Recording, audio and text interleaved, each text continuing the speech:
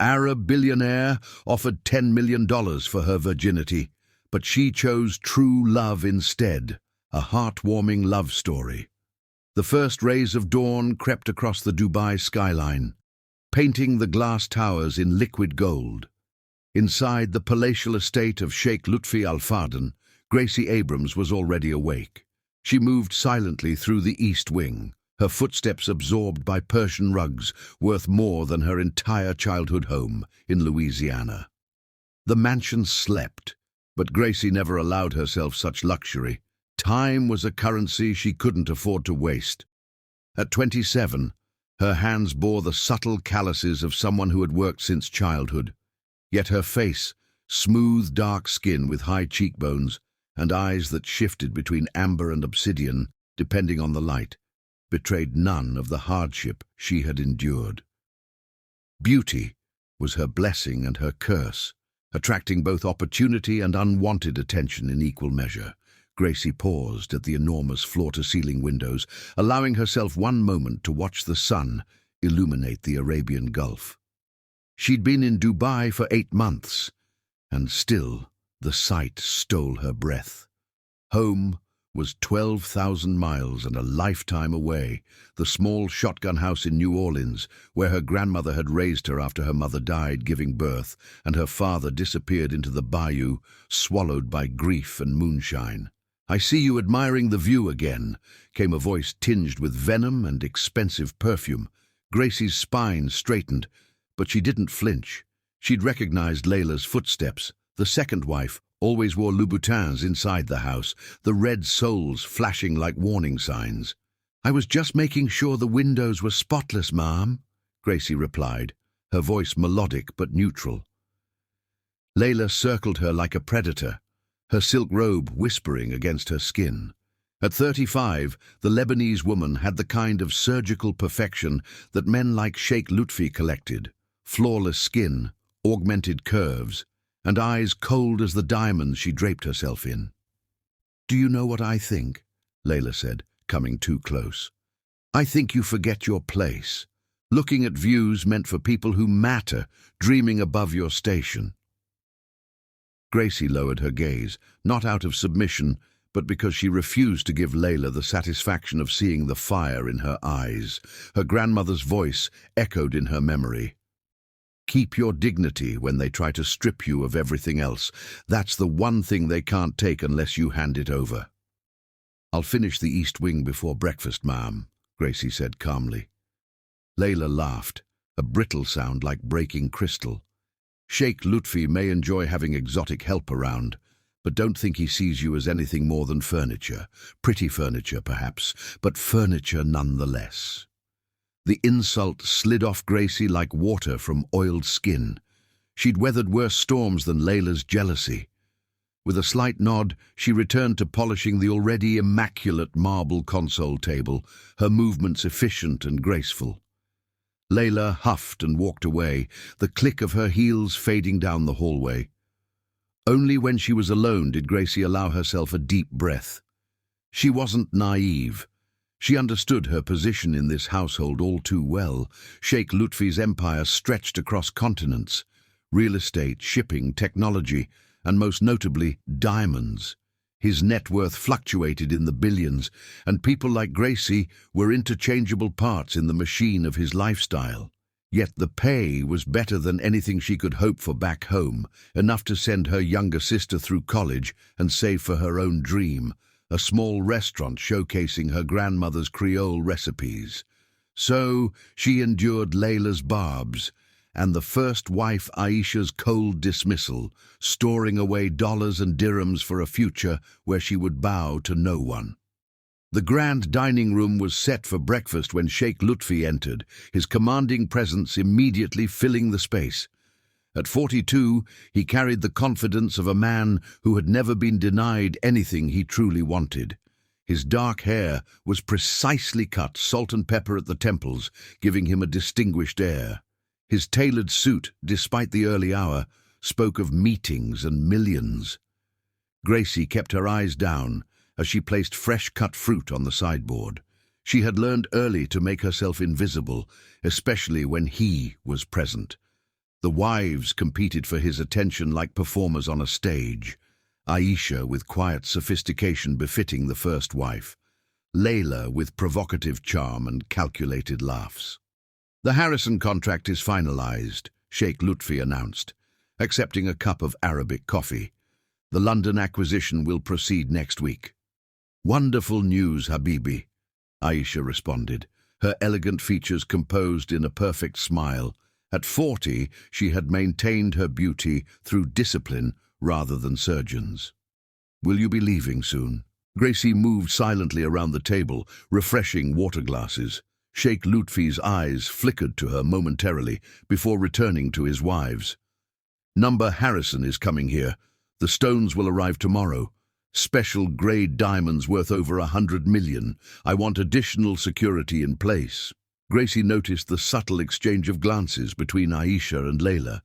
Their eyes glittered with something that made her uneasy, the same predatory gleam she'd seen in men who counted cards at the French Quarter gambling tables.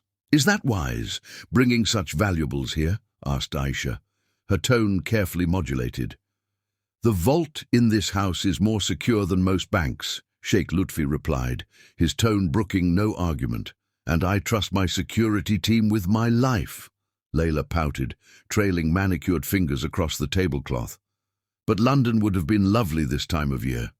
You never take us on your business trips anymore." Sheikh Lutfi's phone chimed, saving him from responding. He checked the screen and stood, already mentally departed from the conversation. "I have a call with Tokyo. Don't wait for me for lunch." As he left, Gracie felt the atmosphere shift. The wives' performance ended, masks slipping to reveal their true faces. Aisha's lips thinned to a bitter line, while Layla stabbed her fork into a piece of melon with unnecessary force. 100 million in diamonds," Layla whispered, low enough that only Aisha could hear, or so she thought. Gracie's years of survival had sharpened her senses. "Right here in the house." "Not now," Aisha hissed, with a pointed glance toward Gracie. Gracie busied herself pretending she'd heard nothing, but a chill ran down her spine, intuition warning of a gathering storm. The servants' quarters occupied the furthest wing of the mansion, modest but comfortable by any standard, except the opulence that surrounded it. Gracie's room was small but private, a luxury she didn't take for granted. Inside, she removed her uniform and released her tightly bound hair, letting the natural curls cascade down her back. She sat at the small desk, opened her laptop, and logged into her banking app. The numbers brought a smile to her face. $47,892 saved so far.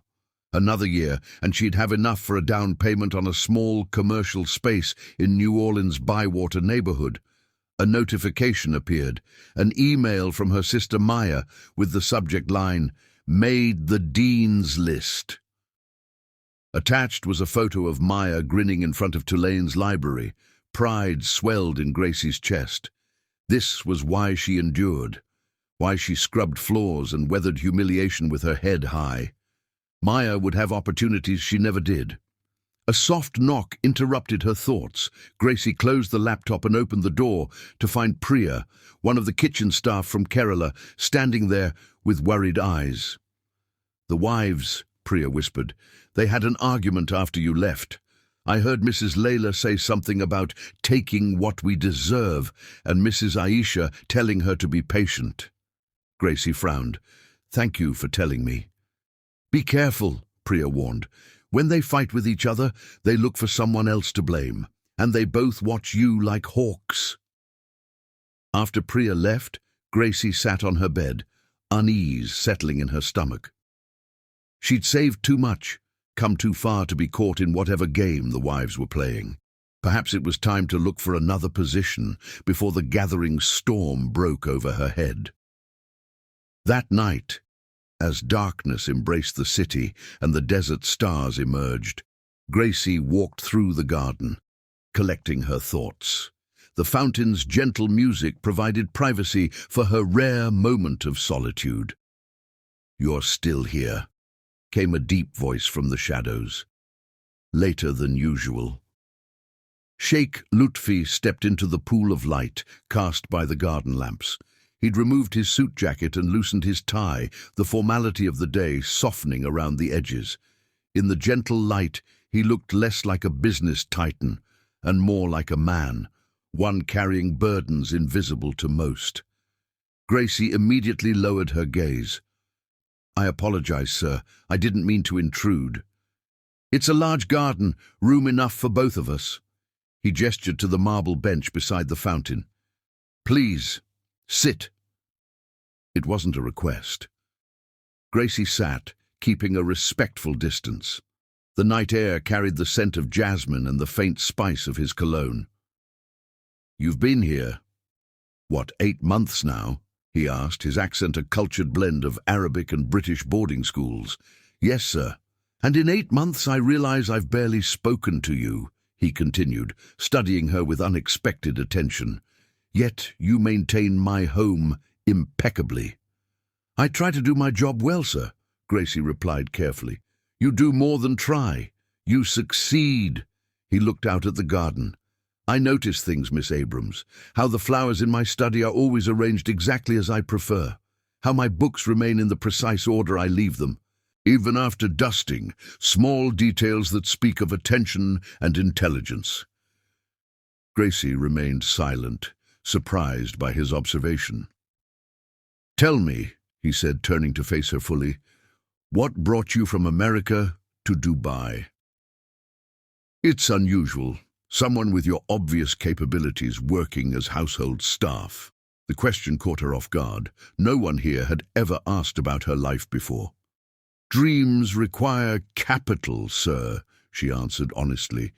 "The pay here allows me to help my sister through college and save for my own future." Something shifted in his expression. Respect, perhaps. "And what is this future you're saving for?" "A restaurant," she said, her voice warming with the rare indulgence of sharing her dream. "Showcasing my grandmother's recipes. She raised me on stories and gumbo, taught me that food connects people across all boundaries." Sheikh Lutfi nodded, his gaze lingering on her face.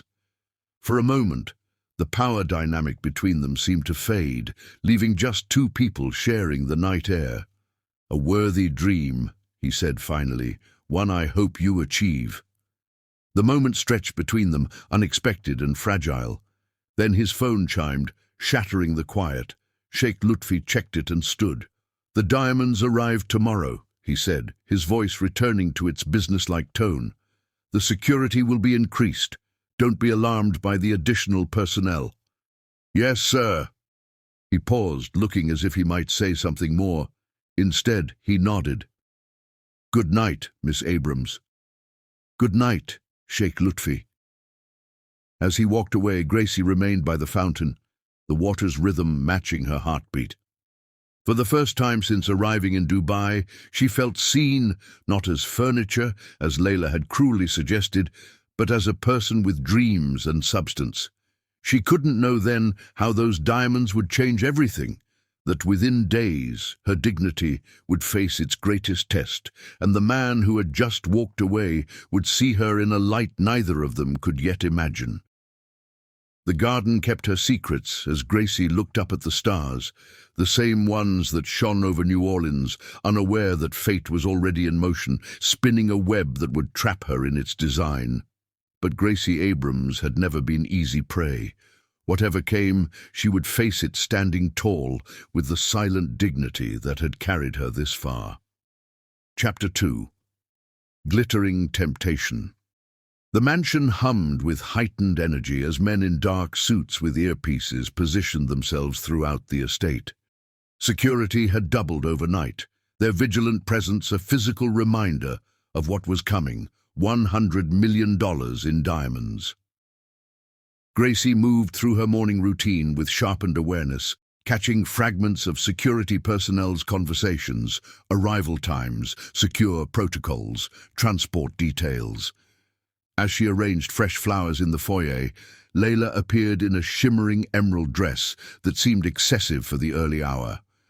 "The black girl is always listening," Layla remarked, circling Gracie with predatory grace. "I wonder what secrets you keep behind those pretty eyes." "No secrets, Mom," Gracie replied evenly. "Just trying to do my job well." "Your job?" Layla laughed coldly. "Remember, that's all you are here. A servant, no matter how Sheikh Lutfi looks at you." Before Gracie could respond, Aisha appeared at the top of the grand staircase. Unlike Layla's flashy style, the first wife carried herself with quiet authority that somehow felt more dangerous. "Layla, enough! We have preparations to make," Aisha called down. "Sheikh Lutfi wants us ready to receive his guest at noon." As the wives departed, their heads inclined toward each other in conspiratorial closeness, Gracie exhaled slowly. Something about Layla's words nagged at her. "How Sheikh Lutfi looks at you." Had their brief garden conversation been observed? The thought sent an uncomfortable shiver down her spine. Precisely at noon, a limousine arrived surrounded by black SUVs with tinted windows. From the library window, Gracie watched Sheikh Lutfi greet a silver-haired man who carried himself with the confidence of established power. "Harrison," she heard Sheikh Lutfi say, "welcome to Dubai." Security personnel moved in choreographed precision around them as they entered the mansion. The tension in their posture confirmed what Gracie already knew. The diamonds had arrived. Hours later, Mahmoud, the head chef, surprised Gracie with unexpected instructions. "Sheikh Lutfi has requested you personally serve tonight's dinner." "Me?" she questioned, immediately wary. "But that's usually Farid's responsibility." "The Sheikh's instructions were specific," Mahmoud shrugged. "You will serve the main courses and pour the wine." Whether the request reflected genuine appreciation for her work or something more complicated, Gracie resolved to perform her duties with professional precision. The private dining room glowed with soft light as Sheikh Lutfi sat at the head of the table, with Harrison to his right. Aisha and Layla flanked the guest, their jewelry catching the light with every movement, a coordinated display of wealth that seemed far from accidental. Moving silently in her serving uniform, Gracie presented each course with graceful efficiency. She kept her eyes downcast but absorbed fragments of conversation. "The Antwerp market is becoming increasingly difficult to navigate," Harrison was saying. "These stones are special, D-color, internally flawless, over 20 carats each, the kind that appear once in a decade." "Perfect for our needs," Sheikh Lutfi replied, nodding his thanks to Gracie as she served him. Gracie moved to pour wine into Harrison's glass when Layla deliberately shifted her arm, causing red liquid to splash onto the tablecloth. "How clumsy," Layla said with false sweetness. "Perhaps we need more experienced staff for important occasions." "It was your movement, Layla, not hers," Sheikh Lutfi stated flatly. "Please continue, Miss Abrams." "The fault was not yours." The use of her surname, the direct acknowledgement in front of a guest, was unprecedented. Aisha's eyes narrowed fractionally, while Layla's perfectly manicured nails dug into her palm beneath the table. After serving, Gracie retreated to the sideboard, standing ready but unobtrusive. Harrison leaned forward, lowering his voice. "I must say, leaving 100 million in diamonds here overnight, are you certain of your security arrangements?" Sheikh Lutfi's smile was confident. "The vault would challenge the most sophisticated thieves. Additionally, each stone is individually tagged with microscopic GPS trackers. They cannot be moved without my knowledge." From her position, Gracie noticed the look that passed between Aisha and Layla, a look that sent warning signals through her mind. Something was brewing between the wives, something connected to the diamonds now resting somewhere within these walls. That night, Gracie found herself summoned to Sheikh Lutfi's study. Her pulse quickened as she knocked softly on the heavy wooden door. "Enter," came his voice from within. The study was dimly lit, just a single desk lamp casting a pool of golden light. Sheikh Lutfi stood by the window, silhouetted against the Dubai skyline. He turned as she entered, his expression unreadable. "Miss Abrams," he acknowledged, gesturing for her to approach. "Thank you for coming." He moved to his desk, where a small wooden box sat open. Inside, nestled on black velvet, lay a diamond pendant that caught the light and scattered it in rainbow fragments across the ceiling. "This is for you," he said simply.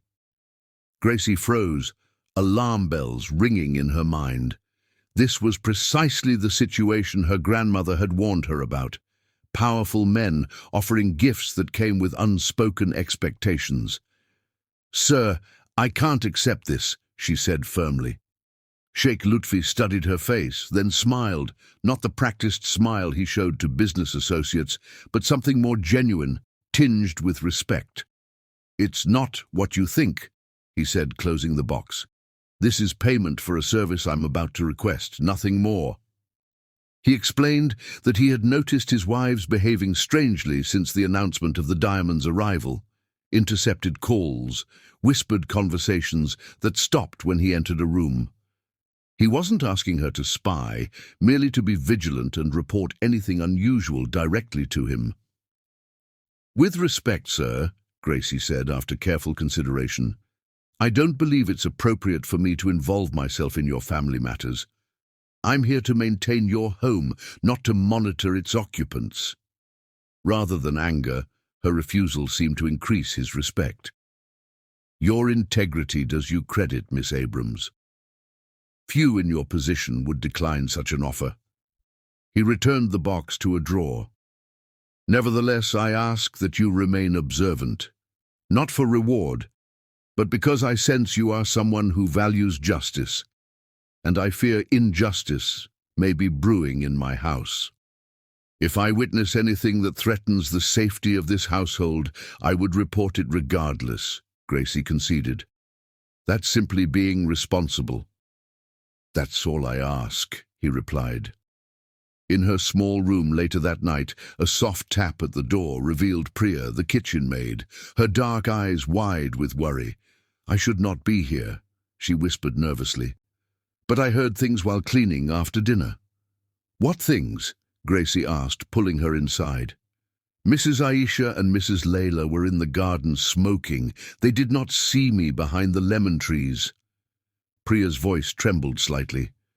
"Mrs. Layla said, 'Tomorrow night after the tea. When he's unconscious, we'll have 30 minutes before the effects wear off.'"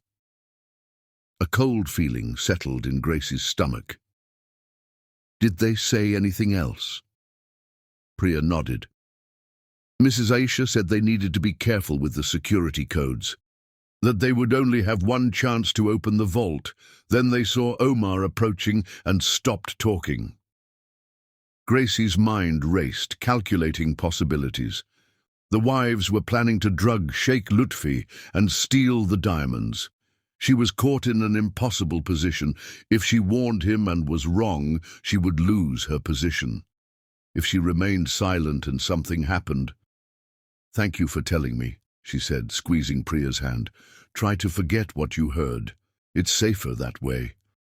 After Priya left, Gracie paced her small room, torn between self-preservation and doing what was right. Outside her window, the Dubai night sparkled with distant lights. Somewhere in this vast mansion, $100 million in diamonds rested behind steel and codes. Their glittering temptation had already begun to corrupt, setting in motion events that would soon engulf them all.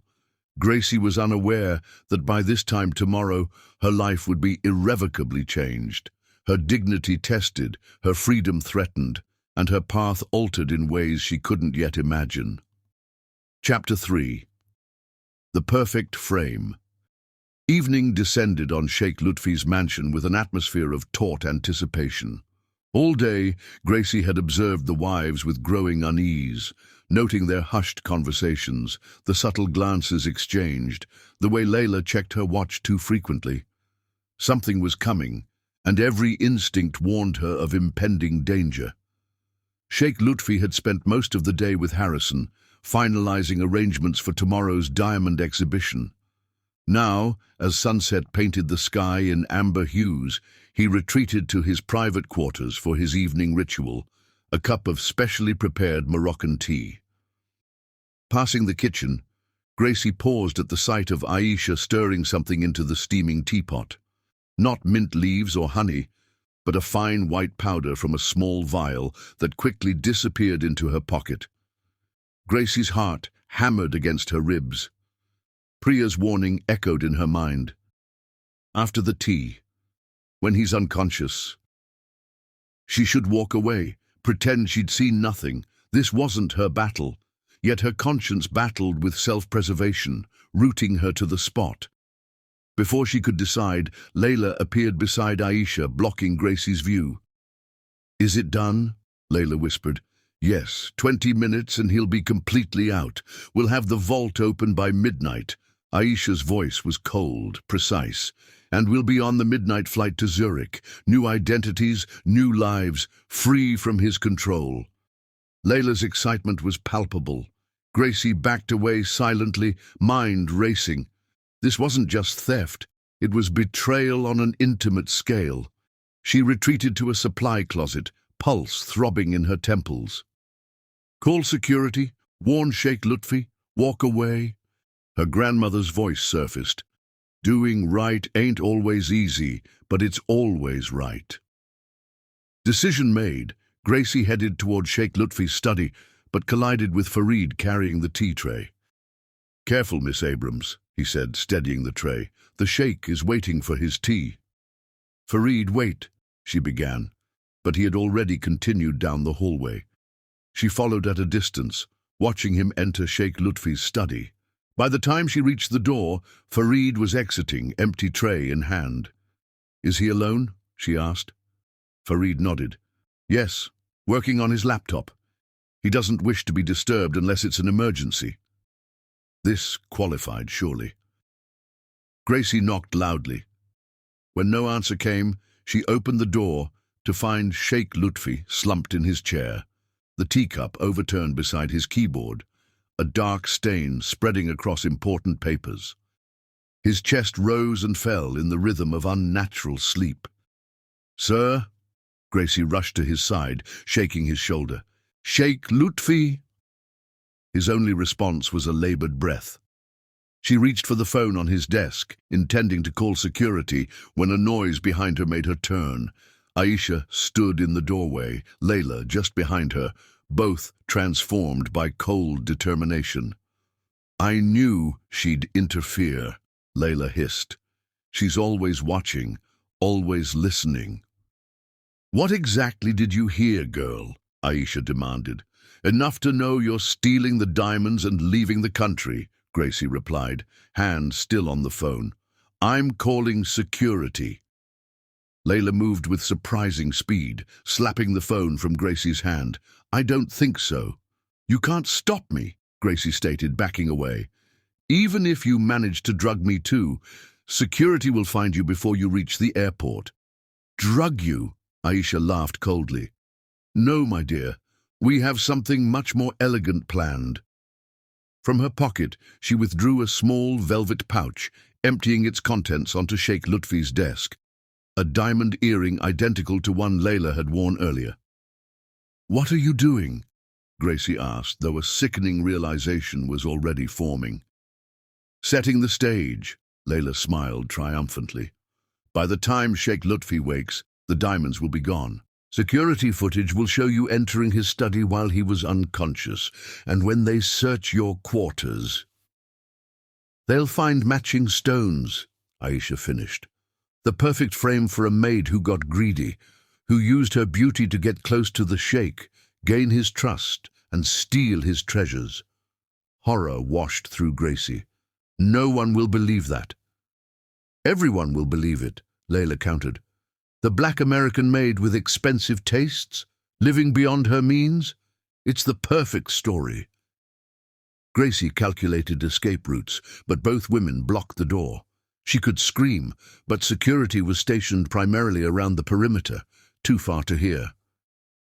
"This won't work," Gracie insisted with more confidence than she felt. Sheikh Lutfi knows I wouldn't do this. Does he? Layla laughed. Men see what they want to see. Once we plant the seeds of doubt, he'll remember how you caught his eye, how you manipulated his interest. A new voice suddenly joined the conversation, deep, authoritative, distinctly male. Security breach in the main study. All units respond immediately. The voice came from Sheikh Lutfi's laptop, which had automatically connected to the security system when the teacup spilled. The wives froze momentarily. Gracie seized the opportunity, lunging for the door. But Layla caught her arm, nails digging into flesh.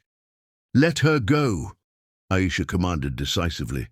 "It's too late to stop the security alert. We need to move now." "And leave her to tell everything?"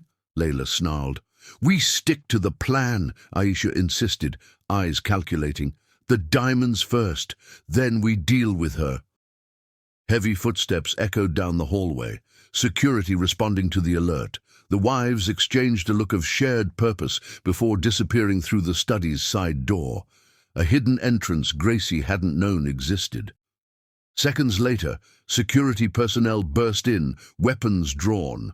They found Gracie standing beside Sheikh Lutfi's unconscious form, the spilled tea, and a diamond earring glittering accusingly on the desk. "Step away from him," the lead guard ordered, his gun trained on Gracie. "It's not what it looks like," she began, raising her hands. "The wives drugged his tea. They're planning to steal the diamonds." The guard's expression hardened with suspicion. "And you just happened to be here?" "I saw them put something in his tea. I came to warn him, but it was too late." "Search her," the guard ordered, and a female security officer stepped forward, professionally patting Gracie down.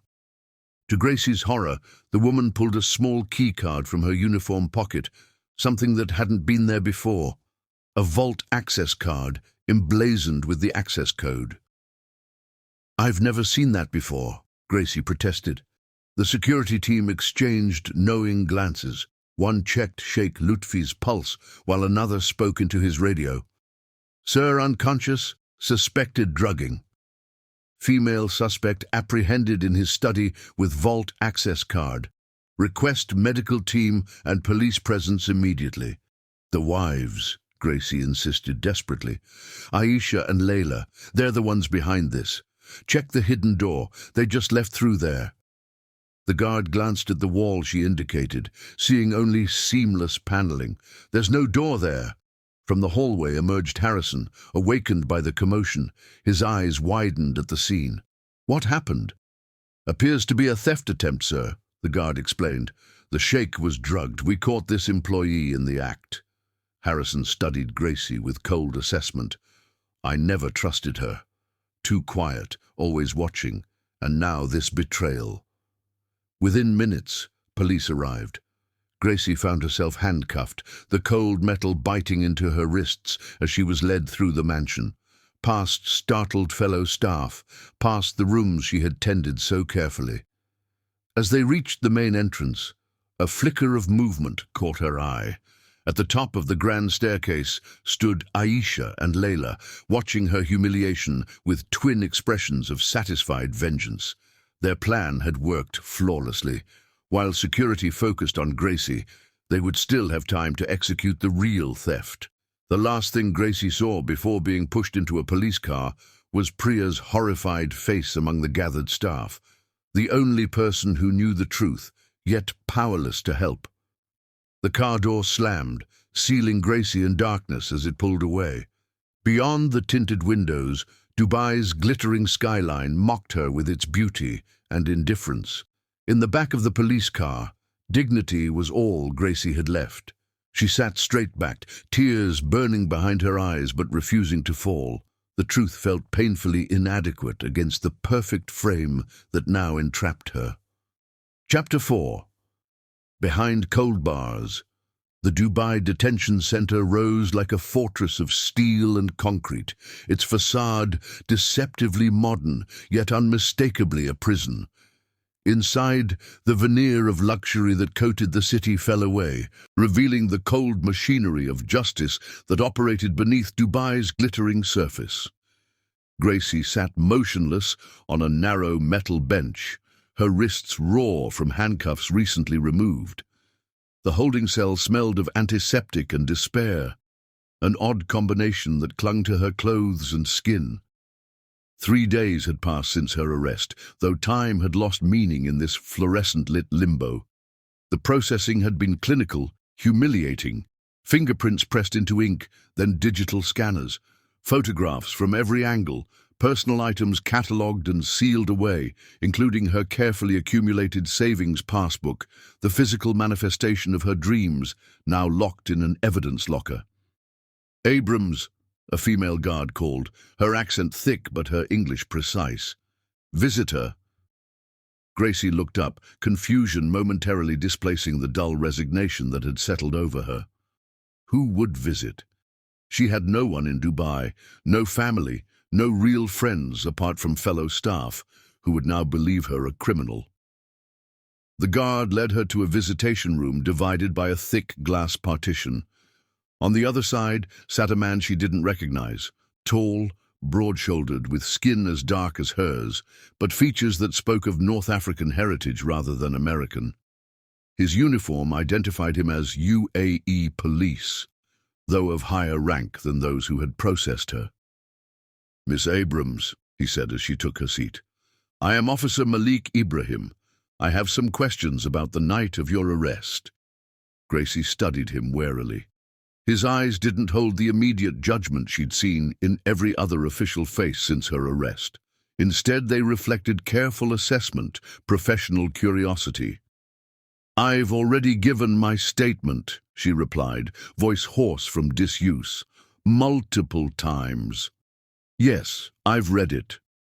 He opened a file before him. "You maintain that Sheikh Lutfi's wives drugged him and framed you for attempted theft of diamonds worth $100 million. That's what happened."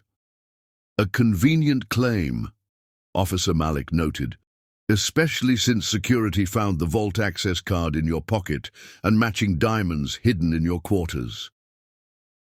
"They planted those," Gracie insisted, leaning forward.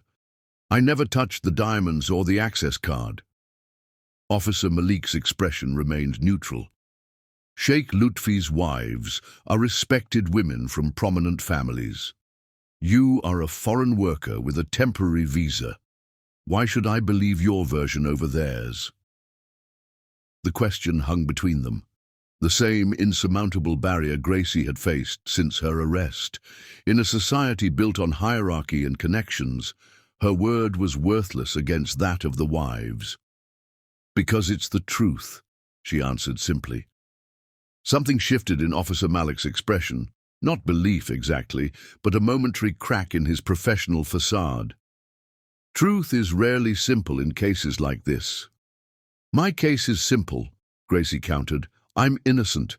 The wives are guilty. The proof exists on security footage from that night. I've reviewed the footage. It shows you entering Sheikh Lutfi's study while he was unconscious. It shows you standing over him when security arrived.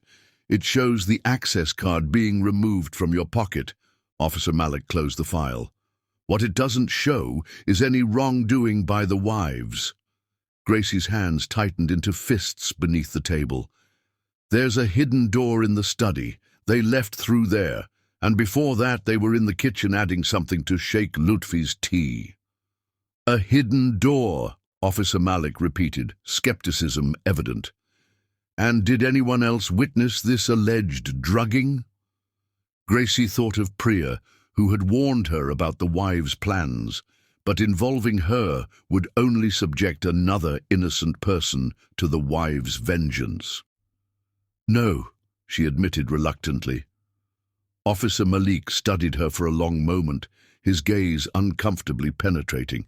"Do you know the penalty for grand theft in the UAE, Miss Abrams?" "I didn't steal anything." "If convicted, when convicted, you face up to 15 years. His voice remained level, not cruel, but matter of fact. Your work visa will be permanently revoked, your assets seized. After serving your sentence, you'll be deported, your name on international criminal databases. The clinical description of her future struck Gracie like physical blows. 15 years, her youth, her dreams, her sister's education, all sacrificed for crimes she didn't commit.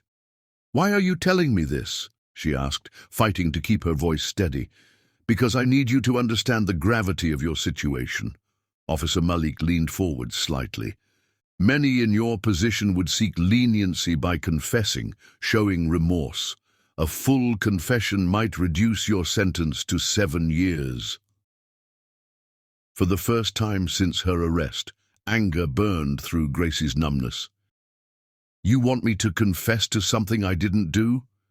To protect the real criminals? I want to understand what truly happened that night," he replied, his tone shifting subtly. "I told you what happened," Gracie insisted. "The wives drugged Sheikh Lutfi.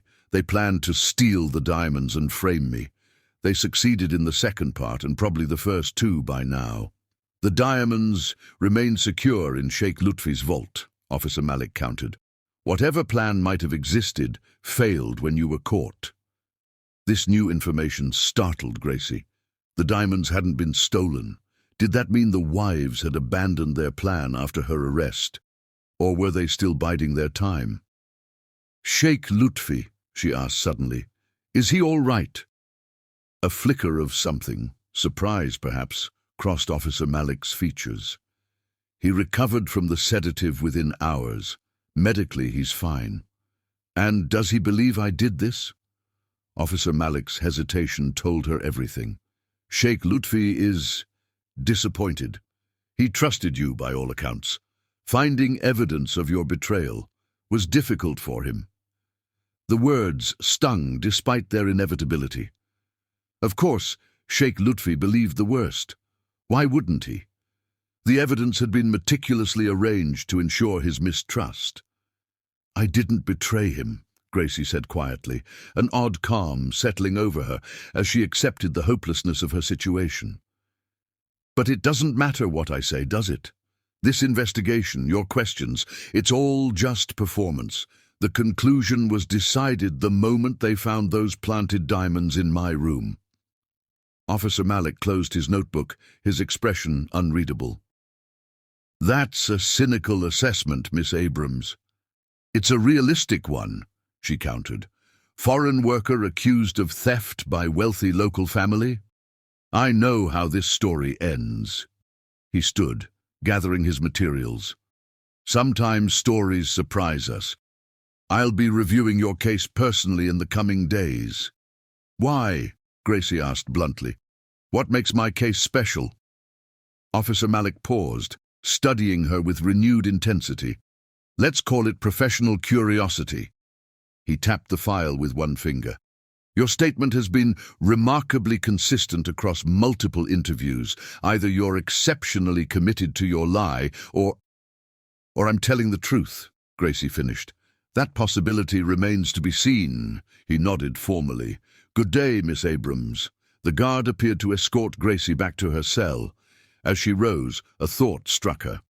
"Officer Malik," she called after him. He turned at the door. "The security cameras in the kitchen, check them for the time just before Sheikh Lutfi received his tea. And ask Farid the server who prepared it." Something like respect flickered in Officer Malik's eyes. "I'll take that under advisement." Days blurred together in detention. Gracie established a routine to maintain her sanity. Physical exercises in the morning, mental calculations of her savings interest in the afternoon, reciting her grandmother's recipes in the evening, small rituals of normality in an abnormal world. Her cell was solitary, a mixed blessing. Privacy came at the cost of crushing loneliness. The other inmates, mostly foreign workers like herself, caught in the machinery of UAE justice, watched her with the wariness reserved for those accused of major crimes. A week after Officer Malik's visit, Gracie received another surprise visitor. This time, The face on the other side of the glass made her breath catch. Sheikh Lutfi sat rigidly, his usual impeccable appearance slightly disheveled, subtle signs of stress visible in the loosened tie, the shadow of beard he normally kept perfectly trimmed. His eyes, when they met hers, contained a confusion of emotions: anger, betrayal, and something else she couldn't quite name. "Miss Abrams," he greeted her, his voice formal, distant. "Sheikh Lutfi," she responded, maintaining the dignity that had become her armor. An uncomfortable silence stretched between them. Gracie waited, refusing to fill it with desperate pleas or explanations he wouldn't believe. "I needed to see you," he finally said. "To understand why. Was it the money? Was what I paid you not enough?" The genuine confusion in his voice nearly broke her composure. He truly believed she had betrayed him. The evidence had been that convincing. "I didn't do it," she stated simply. "I never touched your diamonds. I never would have betrayed your trust." Frustration crossed his features. "The evidence was planted by your wives," Gracie interrupted, beyond caring about protocol. What more could they take from her now?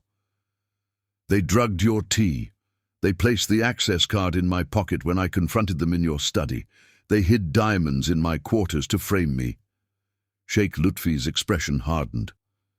"My wives have left the country. They filed for divorce the day after the incident, citing my unfair suspicion of them regarding the attempted theft." Cold realization washed over Gracie. The wives had escaped after all, not with the diamonds, but with whatever else they had managed to take from Sheikh Lutfi in the chaos following her arrest. "They planned this," she said quietly. "Maybe not exactly how it happened, but they used me as a distraction. While everyone focused on my alleged crime, they made their escape." "That's convenient reasoning," Sheikh Lutfi replied, though a hint of uncertainty had entered his voice. "It's the truth," Gracie insisted. "Check the kitchen security footage from that evening. You'll see Aisha putting something in your tea. Talk to Priya. She overheard them planning to drug you." "The investigation found no such footage," he countered. "And your colleague Priya denies hearing any suspicious conversations." Gracie's heart sank. Of course Priya would deny it. Self-preservation was powerful motivation. And the footage. It wouldn't surprise her if the wives had arranged for its deletion. "I have no reason to lie," she said finally. "I'm already here, already accused.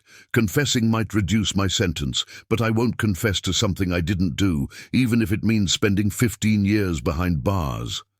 Sheikh Lutfi studied her face intently, searching for deception. "You would maintain your innocence, even at such cost." "My dignity isn't for sale," Gracie replied, echoing her grandmother's wisdom. "Not for freedom, not for comfort, not for anything in this world." Something shifted in Sheikh Lutfi's expression, not quite belief, but the seed of doubt planted. "Officer Malik has been asking unusual questions about that night, requesting access to footage I didn't even know existed, interviewing staff members multiple times." Hope flickered in Gracie's chest. "He's thorough." "He's persistent," Sheikh Lutfi corrected. "Some might say inappropriately so, given the apparent clarity of the case." Gracie leaned forward, seizing the opening. "If there's even a fraction of doubt in your mind, Sheikh Lutfi, please help him investigate. I didn't betray you. I tried to warn you, and it cost me everything." The intercom buzzed, signaling the end of visitation time. Sheikh Lutfi stood, conflicting emotions warring on his face. "I make no promises," he said finally, "but I will speak with Officer Malik." As guards led Gracie back to her cell, a dangerous emotion took root in her heart. Hope, small, fragile, yet persistent. Officer Malik's curiosity and Sheikh Lutfi's doubt were tiny flames in the darkness of her situation. Whether they would illuminate the truth or be extinguished by the system's indifference remained to be seen. That night, Gracie stood at the small window of her cell, looking out at the sliver of night sky visible between buildings. Somewhere beyond those stars was New Orleans, her sister Maya, the life she had planned. The distance felt insurmountable, yet for the first time since the cold bars had closed behind her, Gracie allowed herself to believe that truth might eventually prevail. Not because of justice or fairness, she had no illusions about either, but because of one officer's thoroughness and one man's seed of doubt. She pressed her palm against the cool glass, a silent prayer forming on her lips. Not for miracle or intervention, but for simple truth to find its way to light. In the darkness of unjust imprisonment, her dignity remained untarnished, her spirit unbowed. Behind cold bars, Gracie Abrams waited, not with resignation, but with the quiet resilience that had carried her through every hardship life had thrown her way. The path forward was unclear, the odds stacked against her, but her grandmother's voice whispered comfort through her memory. Justice moves slowly, child, but truth cannot stay buried forever. Chapter 5. Truth Unveiled.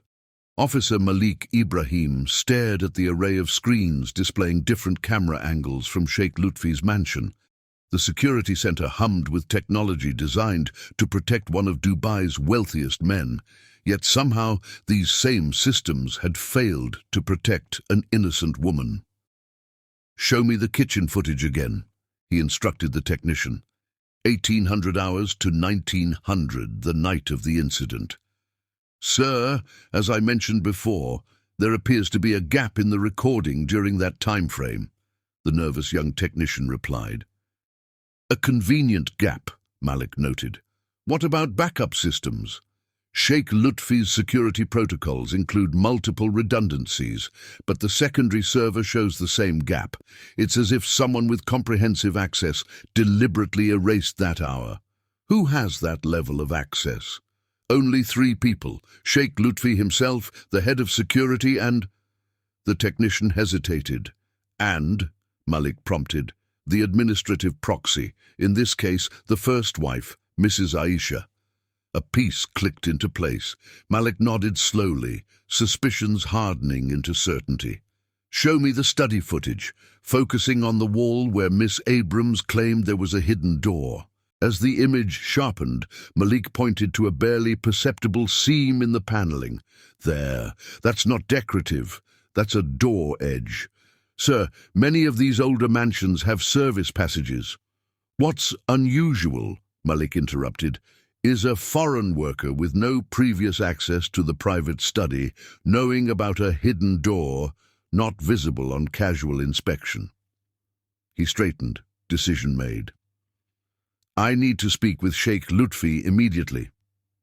Sheikh Lutfi's office at Al Fardan Enterprises occupied the entire top floor of a gleaming tower overlooking the Dubai Marina. Floor-to-ceiling windows offered a panoramic view of the city he had helped build.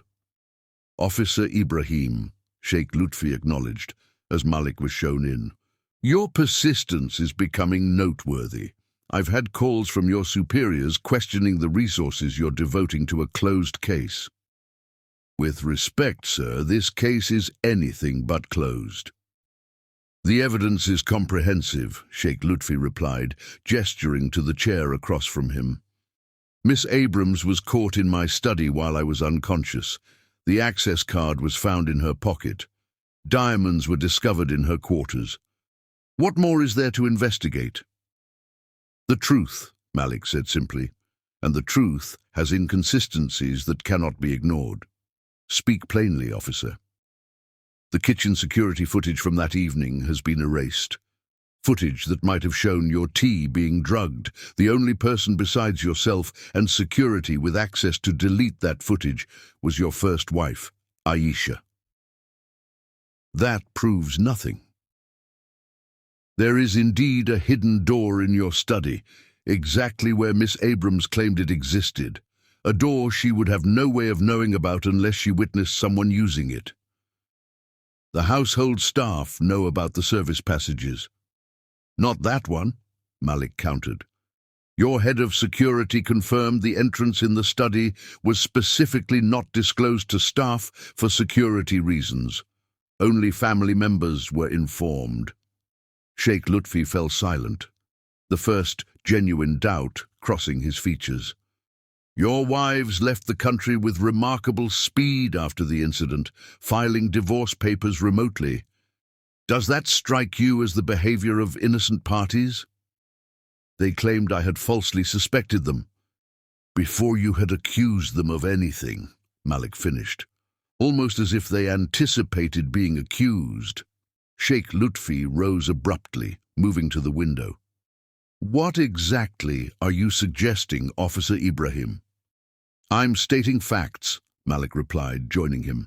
The timing of the security footage deletion coincides precisely with when Miss Abrams claims your wife doctored your tea. Your wives had both means and opportunity to frame her. They fled the country within 24 hours, taking substantial assets with them. If what you're saying is true, Sheikh Lutfi said slowly, it would mean I've imprisoned an innocent woman while the guilty parties escaped. Yes, Malik said simply. It would.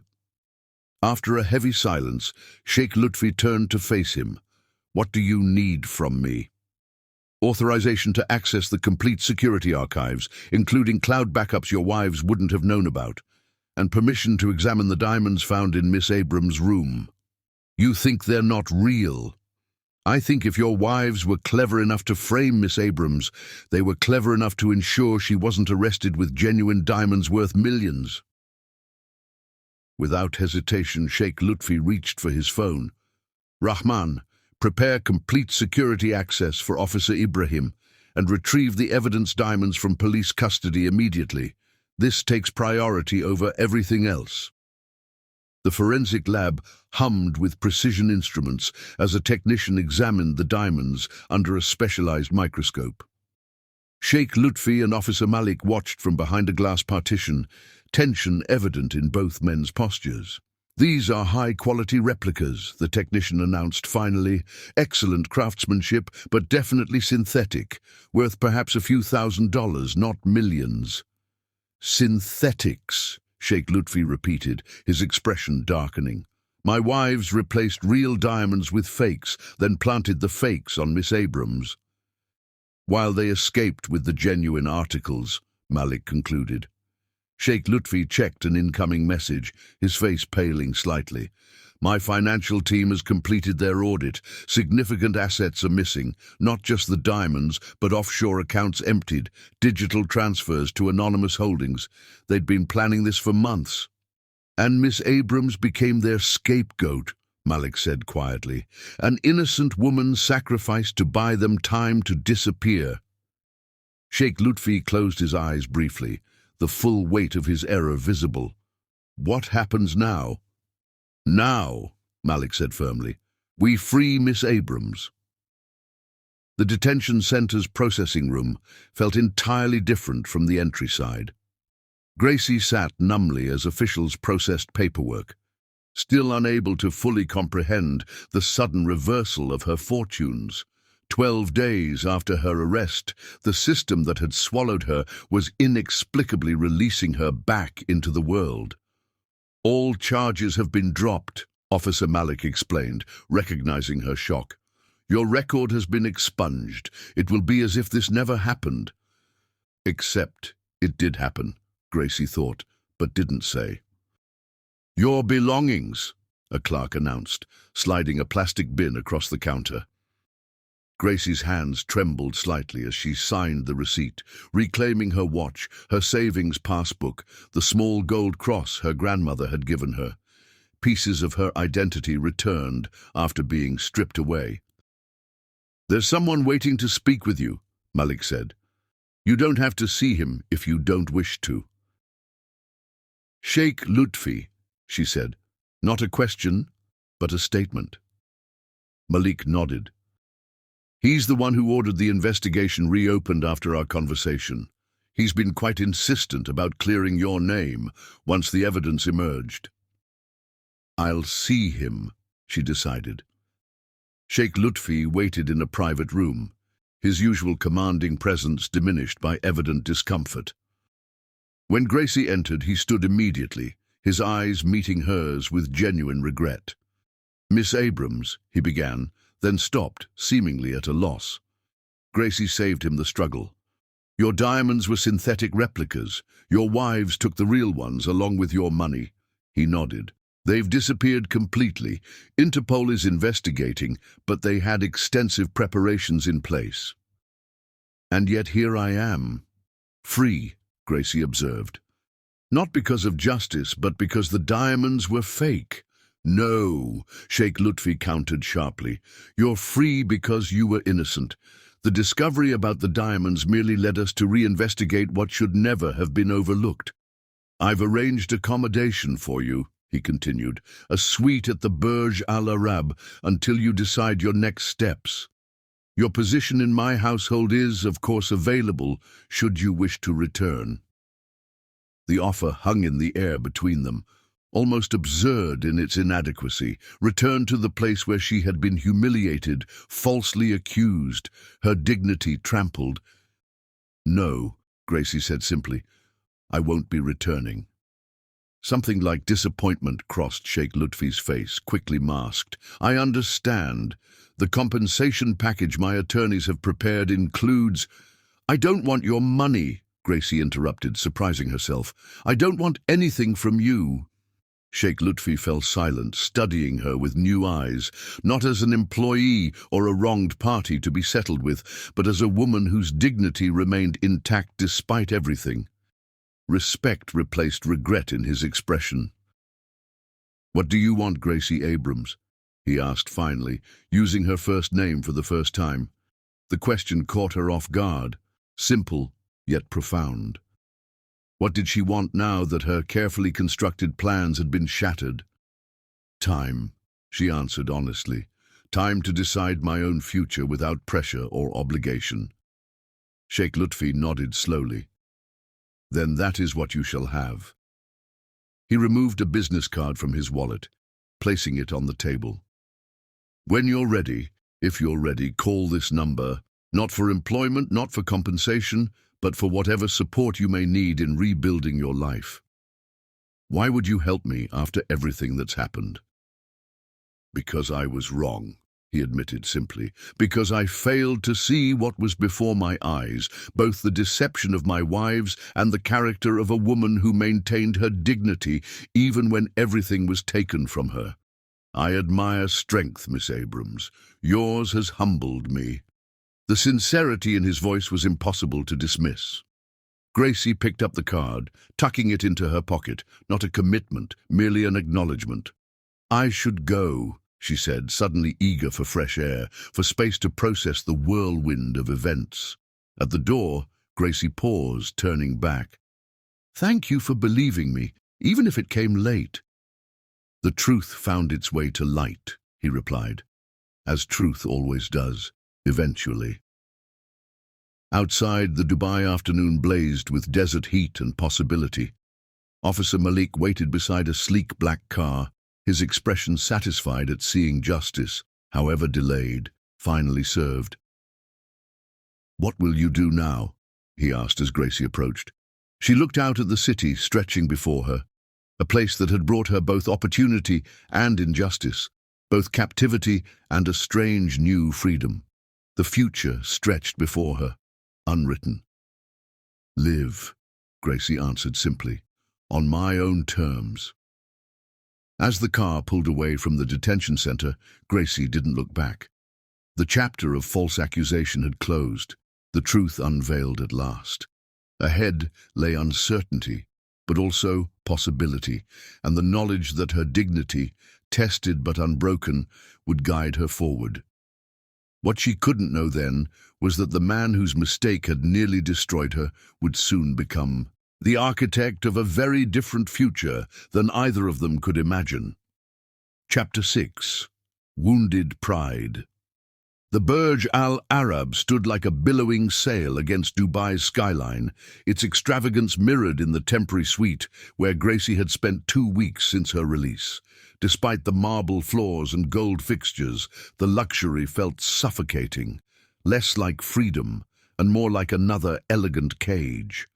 Standing at the floor-to-ceiling windows, she ignored another message from Sheikh Lutfi, the third this week. His polite texts asking if she needed anything remained unanswered, each one a reminder of their complicated connection. A knock interrupted her thoughts. Through the peephole, she was surprised to see Officer Malik Ibrahim. "Officer?" she greeted him, genuine warmth in her voice. Of all involved in her ordeal, he alone had earned her unqualified trust. "Miss Abrams," he replied with a slight bow, "I wanted to update you personally on your case." "Is there news about the wives?" she asked, inviting him into the sitting area. "Interpol traced them to Singapore, then lost the trail," Malik explained, remaining standing. "They had professional help disappearing, new identities, laundered finances. They escaped with approximately 60 million in assets, though interestingly, not the diamonds." "Thank you for telling me," Gracie nodded, "though I'm not sure why my former employer's financial losses concern me now." Malik studied her with characteristic directness. "I thought you might want closure." "Closure," she repeated, testing the word. "Is that possible after being wrongfully imprisoned? After having my character questioned, my dignity assaulted?" She turned back to the window. "Some wounds don't close so easily, officer." "No, they don't," he agreed quietly, "which is why I'm concerned about your current arrangement, this suite, paid indefinitely by Sheikh Lutfi. The longer you stay, the greater the implicit obligation grows." His expression softened. "You seem like a woman who values her independence." A surprised laugh escaped her. "That's certainly true." "Then why remain in a place that makes you uncomfortable?" The question struck at the contradiction Gracie had been avoiding. "I don't know," she admitted finally. "Maybe I'm waiting for something."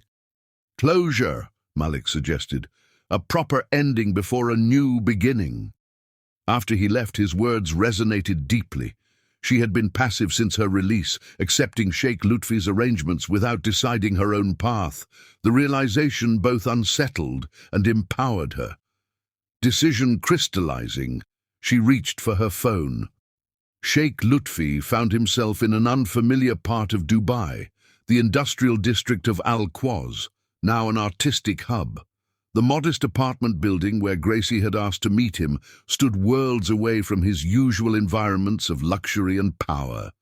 He dismissed his driver, climbing the worn concrete stairs rather than trusting the dubious elevator. Gracie answered his knock immediately, transformed from when he'd last seen her, natural hair framing her face in tight curls, simple linen dress elegant without ostentation, posture straight and unyielding. "Thank you for coming," she said, stepping aside. The apartment was small but bright with minimal furnishings. On a small table lay her packed suitcase, preparations for departure already complete. "You're leaving," he observed, an unexpected tightness in his chest. "Yes, my flight to New Orleans departs tomorrow morning." She gestured to the sitting area. "Please, sit."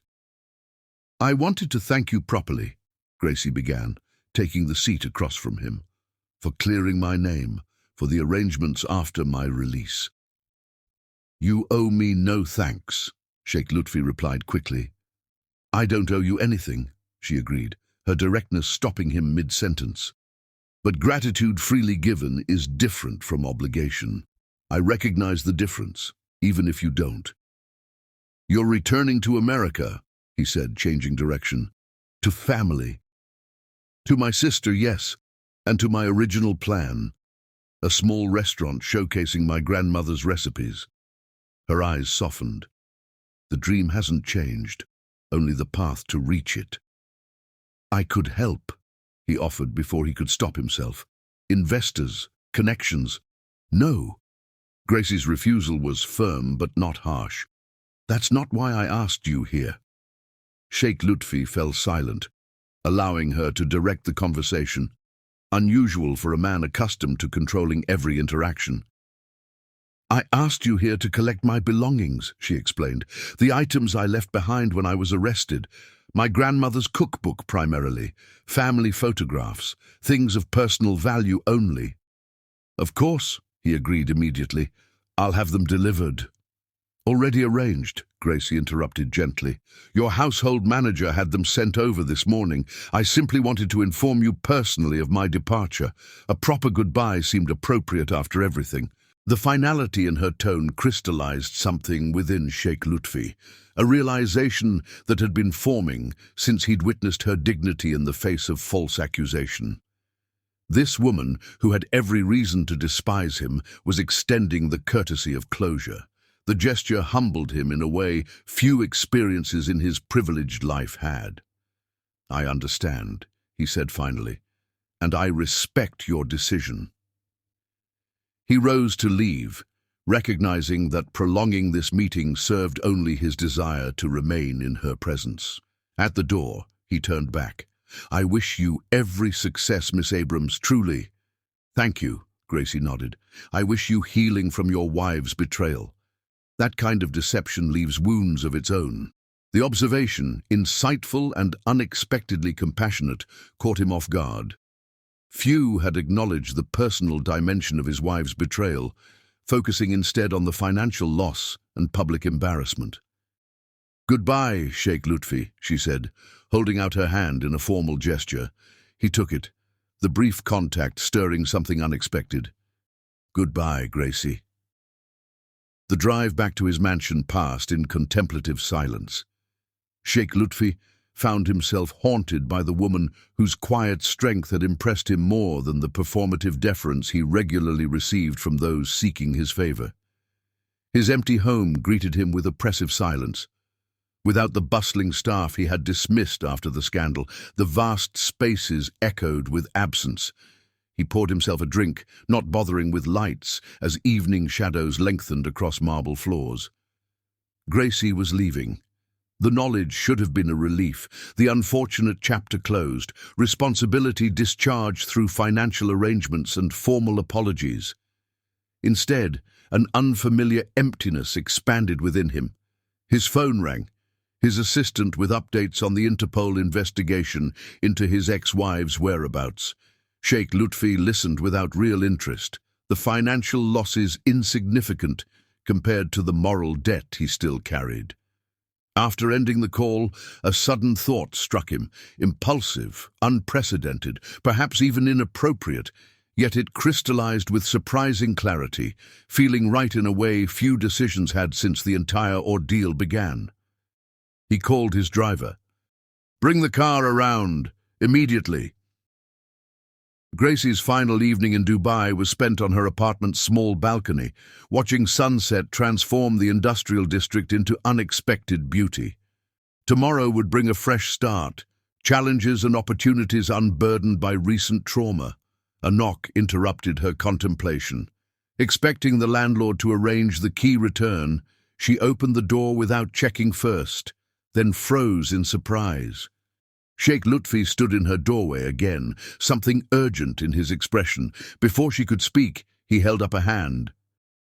"Please, hear me out before you respond," he requested, uncharacteristic uncertainty in his voice.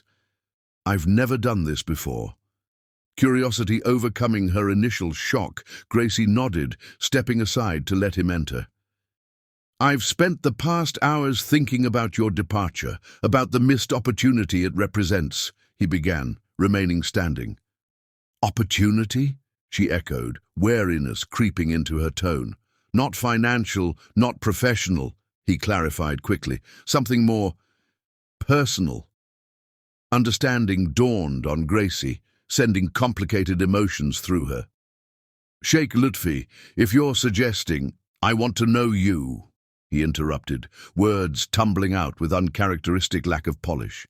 The woman who maintained her dignity when everything was stripped away. The woman whose dreams survived injustice intact. The woman who could offer compassion to someone who had wronged her.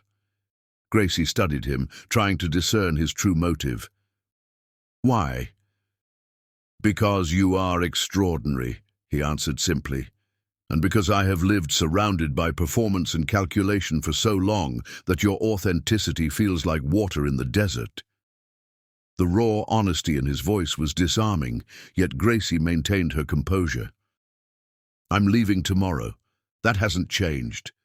"Stay," he said, not a command but a request, not as an employee, not out of obligation. "Stay because there might be something worth exploring between us." "After everything that happened?" Gracie asked, genuine incredulity in her voice. "You had me imprisoned, Sheikh Lutfi." He flinched visibly at the reminder but didn't retreat. "I'm not asking you to forget or even forgive yet. I'm asking for a chance to know you properly and for you to know me, not as Sheikh Lutfi the employer, but as Lutfi the man." Something shifted in his eyes as an idea struck him. He reached into his pocket, withdrawing a silver card case. From it, he extracted crisp bills, placing them on the small table between them. $1 million, he stated, his tone suddenly businesslike. "For one night of your company. Dinner, conversation, nothing more." Gracie's expression froze in shock, then darkened with genuine anger. "Get out," she said quietly, dangerously. Instead of retreating, Sheikh Lutfi held her gaze. $2 million, he countered, adding more bills.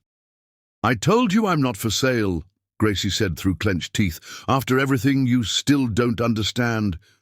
$5 million, he interrupted, his expression unreadable as he placed more money on the growing stack. Gracie moved toward the door, throwing it open. "Leave now before I call security." Sheikh Lutfi took a step toward her, not intimidating but intense. $10 million. Final offer. Something in his tone made Gracie pause, really looking at him. Beyond the offensive offer, something else waited in his eyes, not lechery or entitlement, but anticipation, almost as if he were waiting for something specific from her. The realization dawned with crystallizing clarity. This wasn't a genuine proposition, it was a test. "I am not for sale," she said firmly, looking him directly in the eyes.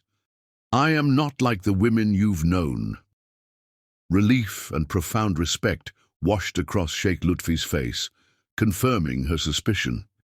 He gathered the money, returning it to his pocket with a nod of satisfaction. "No," he agreed quietly. "You are nothing like anyone I have ever known.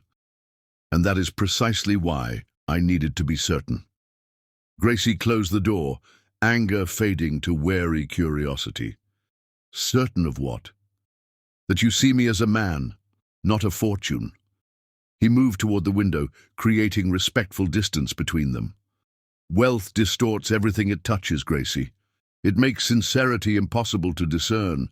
I needed to know if your dignity was truly unshakable, if you meant what you said about not being for sale."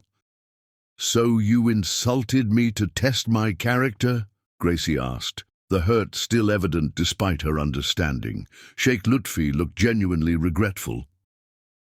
"I apologize for the method, but I needed to be certain before asking what I came to ask. Which is, stay in Dubai," he said simply. "Not for me, not yet. But for the possibility of us. Begin your restaurant here instead of New Orleans. I won't finance it. I understand that would cross a boundary. But give this connection between us a chance to develop naturally without pressure or obligation." The offer hung between them, unconventional, unexpected, yet strangely compelling. Gracie considered it silently, weighing the risk against the undeniable pull she felt toward this complex man. "I need time to think," she said finally. "This is too important a decision to make impulsively." "Of course," he agreed immediately. "Your flight is tomorrow." She nodded. "Then I'll wait for your decision until then." He moved toward the door, pausing before exiting. "Whatever you choose, Gracie Abrams, know that you have changed me. Whether that change bears fruit between us, or merely makes me a better man for having known you briefly, the impact remains." After he left, Gracie stood motionless, feeling as though the ground had shifted beneath her feet. The packed suitcase by the door represented one future, safe, predictable, a return to familiar ground. The alternative Sheikh Lutfi offered was fraught with complexity, risk, and possibility. As midnight approached, Gracie reached for her phone and dialed the airline, her decision made. Chapter 7. The Pursuit.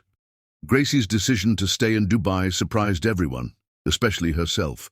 The morning her flight departed without her, she stood on her apartment balcony, watching planes trace silver paths across the sky, wondering if she'd made a terrible mistake or the most courageous choice of her life.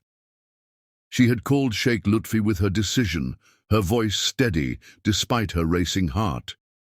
His response, a simple "thank you for this chance," contained none of the triumph or satisfaction she had half feared.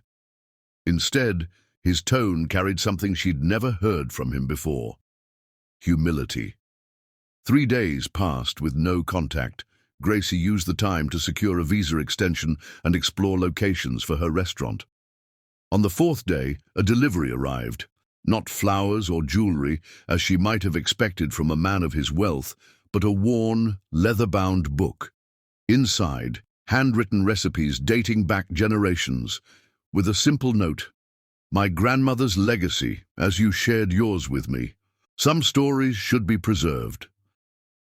The unexpected intimacy of the gift touched her more deeply than any grand gesture could have. She texted him a simple thank you, opening the door to communication on her terms. Their courtship, if it could be called that, proceeded with careful steps. Sheikh Lutfi, who asked her to call him simply Lutfi, approached with a patience that defied his reputation as a man accustomed to immediate results. He sent no more extravagant gifts, made no grand gestures that might overwhelm or pressure her. Instead, he invited her to coffee at a small cafe in the artistic district where she had taken an apartment. He arrived alone, without security or entourage, dressed simply enough to blend with the locals, but for the quiet authority he carried like a second skin. "I've never been here before," he admitted, as they sat at a corner table, the mismatched chairs and local clientele a world away from his usual haunts. "To this cafe?" Gracie asked, wrapping her hands around a steaming cup.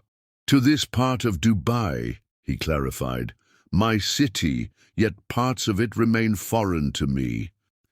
The confession revealed much about the sheltered nature of his existence, despite his global business presence.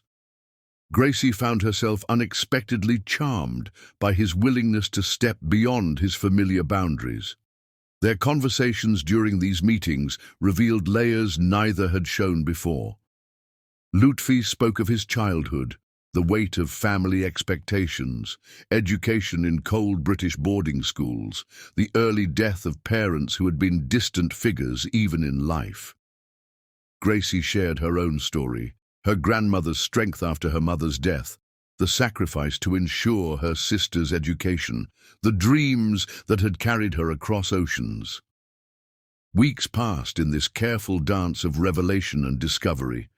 They explored Dubai together, but not the glossy tourist attractions or exclusive enclaves of the ultra-wealthy. Instead, Gracie introduced him to the city's hidden corners, the spice market where merchants still haggled with genuine passion, the tiny Filipino restaurant where homesick workers gathered for a taste of distant homes, the Indian textile shop where 3 generations worked side by side amid riots of color and texture. "You see a different Dubai than I do," Lutfi observed as they walked through a neighborhood where a dozen languages mingled in the evening air, one with more life, perhaps. "Different worlds exist in the same space," Gracie replied. "It depends on what you're looking for." The gulf between their experiences might have separated them, but instead became a bridge, as each offered the other a new perspective. Lutfi showed Gracie the desert beyond the city. Not the sanitized tourist version with staged Bedouin camps, but the true wilderness where silence held ancient wisdom and stars blazed with unfiltered brilliance. Under that star-filled sky, he spoke of his marriages, arrangements of convenience and connection rather than love. "I never expected more," he admitted. In my position, marriage is a contract, not a romance. That's a lonely way to live, Gracie observed, not with pity, but honest assessment. I never recognized its poverty until meeting you, he replied simply. Not all moments between them were profound. They laughed over shared meals, debated films and books, discovered common ground in unexpected places. Gracie remained clear about her boundaries, physical and emotional, and Lutfi respected them without question or resentment. When she found the perfect location for her restaurant, a converted warehouse with high ceilings and character in the same artistic district where she lived, he offered connections to expedite permits, but not financial investment, understanding her need to build this dream with her own resources. I want you to succeed on your terms, he told her. Your independence is part of who you are. I would never diminish that. The restaurant consumed Gracie's days, designing the space, developing menus, navigating the complexities of opening a business in a foreign country. Lutfi remained a steady presence, offering advice when asked, but never imposing his vision. One evening, as Gracie worked late at the half-finished restaurant space, the electricity failed, a common occurrence in the older building. She lit candles, creating pools of golden light amid the shadows. The sound of the door opening made her turn, expecting the maintenance worker she'd called. Instead, Lutfi stood there holding a paper bag. I thought you might be hungry, he explained simply. The gesture, thoughtful rather than grand, embodied how their relationship had evolved. He had shed the trappings of wealth and power that normally surrounded him, offering instead authentic presence and consideration. They ate takeout food sitting on paint cans amid the construction materials, discussing her plans for the space. When Gracie described a particular challenge with the kitchen layout, Lutfi rolled up his sleeves and helped her move equipment, his designer watch incongruous against work that had calloused his normally smooth hands. Why are you doing this? She asked suddenly, the question encompassing more than just his help that evening. Lutfi considered her question with characteristic thoughtfulness. Because with you, I'm not Sheikh Lutfi Al-Fardan, with all the weight and isolation that name carries. I'm just Lutfi, a man discovering parts of himself long forgotten or never known. The honesty of his answer resonated with something in Gracie, the recognition that beyond their dramatic beginning lay the possibility of a connection neither had anticipated finding. As weeks turned to months, their relationship deepened without physical intimacy, a deliberate choice that allowed trust to rebuild and genuine understanding to grow. Lutfi never pressed for more, though the attraction between them was undeniable. His restraint spoke volumes about the respect he held for her boundaries. On the night before her restaurant's opening, Lutfi arrived as the last workers were leaving. He carried a small package wrapped simply in brown paper. "An opening gift," he said, placing it in her hands. "Nothing extravagant, I promise." Inside was a brass key on a handcrafted leather fob. Gracie looked at him questioningly. "It's the original key to my grandmother's house in the old city," he explained. "The house where she taught me to cook the recipes I shared with you. It no longer opens any door, but it reminds me that legacy isn't in possessions, but in what we pass forward." The gift's significance, deeply personal rather than monetary, brought unexpected tears to Gracie's eyes. This man, who could have given her diamonds or designer labels, understood that her value system operated on a different currency entirely. "Thank you," she said simply, closing her hand around the key, "for understanding." As they stood amid the restaurant that represented her dream coming to life, the distance between their worlds seemed to narrow. Lutfi reached out slowly, giving her time to withdraw if she wished, and brushed a tear from her cheek.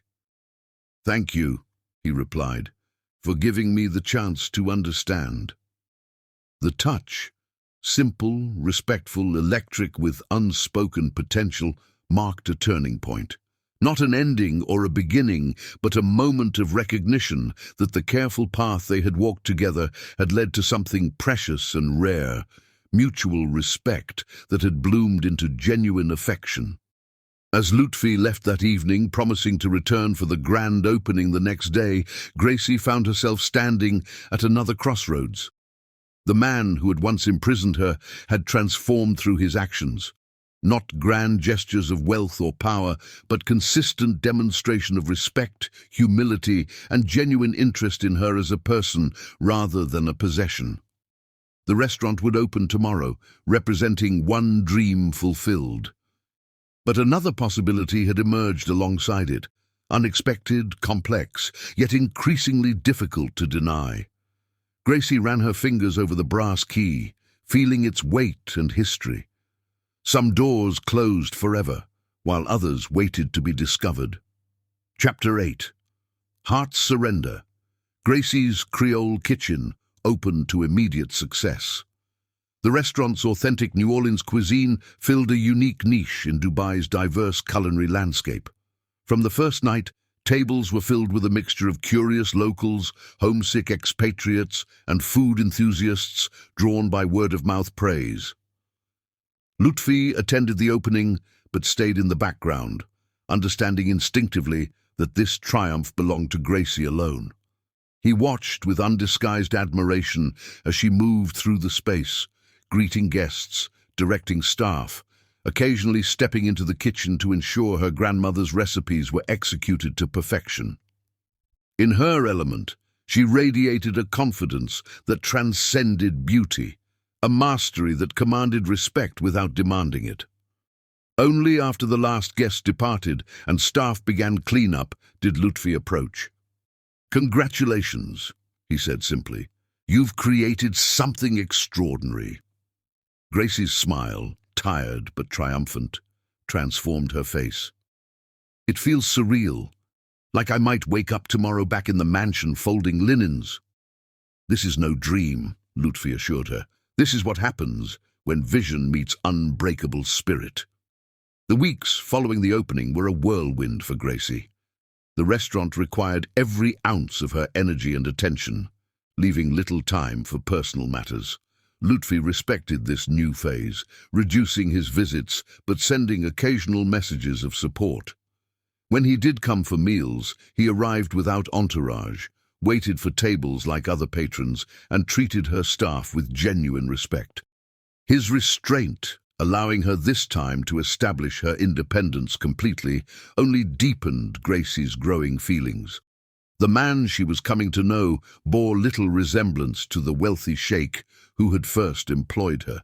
This Lutfi listened more than he spoke, considered perspectives different from his own, and seemed genuinely interested in the people and stories that composed the fabric of ordinary life.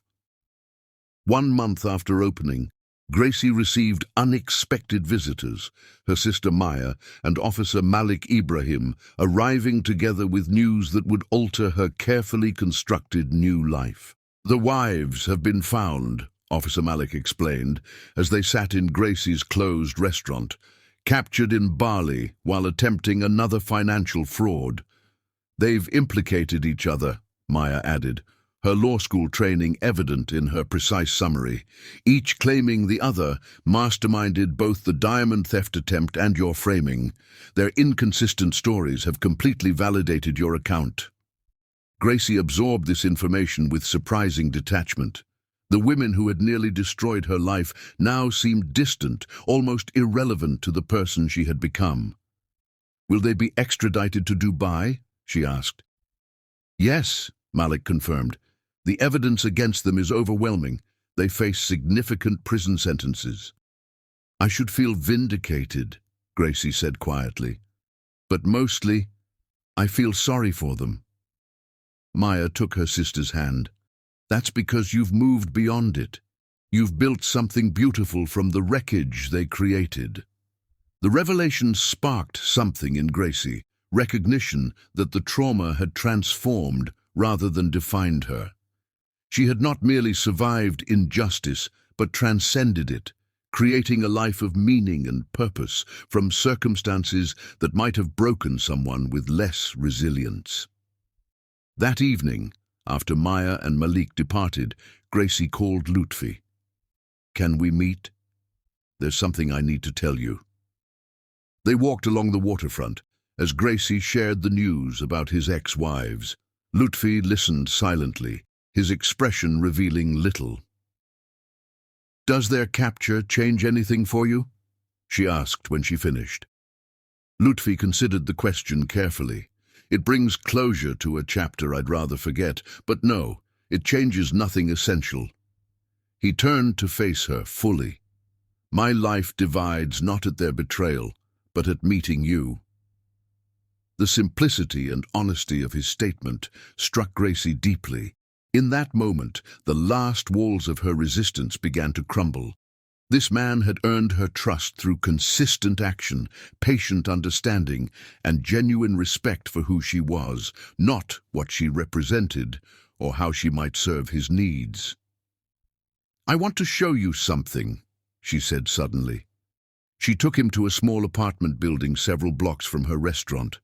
On the top floor, she unlocked a door to reveal a modest but comfortable living space, bright with natural light, furnished with pieces that reflected her personal taste rather than luxury. "I moved here last week," she explained. "My own place, bought with the restaurant's first profits. No more temporary accommodations, no more living in transition." Lutfi moved through the space, noting the personal touches that made it uniquely hers. Books arranged by color, kitchen equipment that spoke of her culinary passion, framed photographs of her grandmother and sister. "It suits you," he said simply. "Authentic, unpretentious, beautiful." Gracie watched him, this powerful man who moved through her modest apartment with genuine appreciation rather than condescension. The contrast with their first meeting in his mansion couldn't have been more profound. "I've been afraid," she admitted suddenly. "Not of you, but of us. Of what it might mean to care for someone whose world has been so different from mine." Lutfi's eyes met hers, his expression open and vulnerable in a way few ever witnessed. "I've been afraid too, that the gulf between our experiences might be too wide to bridge, that I might inadvertently damage what makes you uniquely yourself, your independence, your strength." The shared confession, mutual vulnerability rather than one-sided power, marked another threshold crossed. They stood in perfect understanding, both recognizing that true connection required courage from each of them. "Tell me about your childhood," Gracie said softly, leading him to the small balcony where two chairs waited beside potted herbs, not the official version, the real one. As evening deepened into night, Lutfi shared stories he had never told anyone. The loneliness of being the heir to a powerful family, raised more by staff than parents. The pressure to excel in environments that valued wealth over character. The gradual hardening of his heart as he learned that most people approaching him wanted something beyond himself. "I built walls," he admitted, "not to keep others out so much as to protect what little remained of my authentic self." In return, Gracie shared her own formative experiences. The pride and poverty of her New Orleans upbringing, her grandmother's fierce love and wisdom, the determination that had driven her to cross oceans for opportunity, regardless of the cost. "We come from different worlds," she acknowledged. "Yet here we are," he replied, "finding common ground neither of us expected." As midnight approached, their conversation reached the present moment, the undeniable connection that had grown between them despite every reason it shouldn't exist. "What happens now?" Gracie asked, the question encompassing all the complexity of their situation. Lutfi reached for her hand, the contact simple yet profound. "Now we decide if what we've found is worth the courage required to nurture it, not as sheikh and former employee, not as man and woman from opposing worlds, but as two people who see each other clearly and value what they see." Gracie's fingers tightened around his. decision crystallizing. "I'd like to find out where this leads," she said quietly. "Not rushing, not hiding, just authentic exploration of what might be possible." The smile that transformed Lutfi's usually serious features contained genuine joy. "That's all I ask. The chance to walk this path together, wherever it might lead." As he prepared to leave, respecting the boundaries still important to their developing relationship, Lutfi paused at her door. "May I call on you tomorrow? Perhaps dinner at a place of your choosing." The formal phrasing made Gracie smile. "Are you asking me on a proper date, Sheikh Lutfi?" "I am," he acknowledged, his own smile widening. "Though I hope you'll continue to call me just Lutfi." "I'd like that," she replied, "both the date and the name." After he left, Gracie stood on her balcony, watching the city lights shimmer against the darkness. The journey from maid to restaurateur, from wrongfully accused to respected entrepreneur, it had transformed her in ways she was only beginning to understand. And alongside that transformation had come another unexpected development, growing feelings for a man who had once represented everything she distrusted. Yet the Lutfi she now knew was not merely the wealthy sheikh the world perceived. He was a complex human being, flawed yet genuine, powerful yet vulnerable, shaped by privilege yet capable of transcending its limitations. Most importantly, he saw her completely and valued every aspect of who she was. For the first time since arriving in Dubai, Gracie felt truly at home. Not just in her new apartment or successful restaurant, but in herself and the life she was creating. Whatever came next with Lutfi would develop on equal footing with clear eyes and open hearts. Her grandmother's words echoed in her memory. "When you find someone who respects your dignity as much as you do yourself, that's when you know it's real." After everything, against all odds, Gracie had found exactly that. Chapter 9. Desert Promise. 3 months into their official courtship, Gracie and Lutfi had established a rhythm that honored both their growing connection and their individual lives. Gracie's restaurant flourished, earning recognition in culinary circles beyond Dubai. Lutfi's business empire continued its expansion, though he now delegated more responsibility to trusted executives, creating space for personal priorities that had never before existed in his life.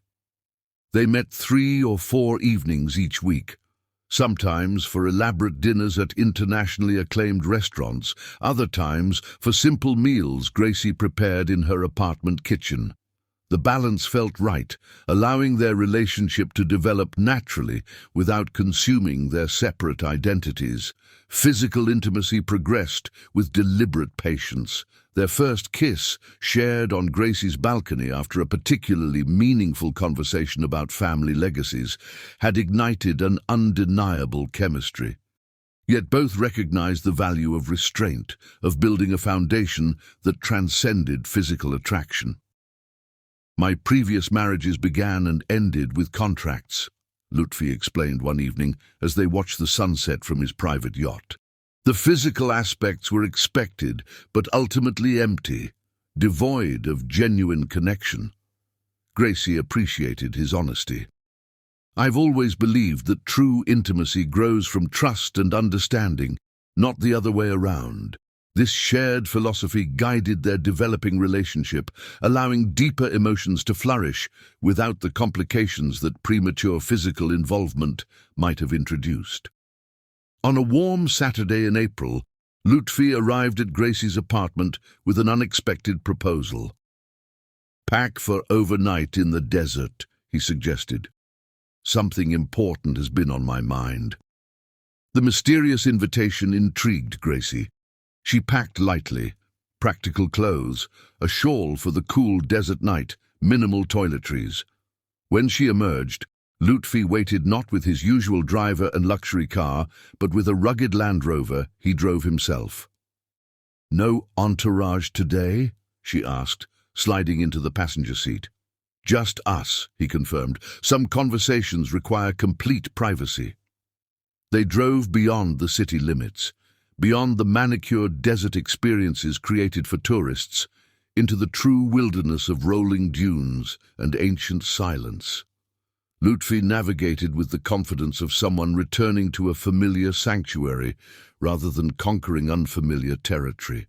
By late afternoon, they reached their destination, a small permanent camp sheltered between massive dunes. Unlike the lavish glamping setups favored by wealthy visitors, this place offered simple authenticity, a traditional tent structure with modest, comfortable furnishings, solar panels providing minimal electricity, a fire pit for evening warmth. "This was my grandfather's retreat," Lutfi explained as they settled in. "Before oil transformed the Emirates, before skyscrapers and supercars, this was where he came to remember our origins. He brought me here as a boy, teaching me that no matter how far we advanced, we should never forget where we came from." The personal significance of the location wasn't lost on Gracie. That Lutfi would share this private heritage spoke volumes about his feelings and intentions. As the sun began its descent, they climbed the tallest nearby dune. The exertion of the climb through shifting sand left them breathless, but rewarded with a spectacular panorama, endless waves of golden dunes stretching to the horizon, the setting sun painting the landscape in amber and crimson. "It's like an ocean of sand," Gracie observed, awestruck by the pristine beauty. "That's how our ancestors saw it," Lutfi agreed. "They navigated by stars across these sand seas, finding paths where others saw only barren hostility." They sat in comfortable silence as the sun completed its journey, leaving behind a sky ablaze with stars, untainted by city lights. The temperature dropped rapidly, prompting Lutfi to wrap a traditional Bedouin blanket around Gracie's shoulders.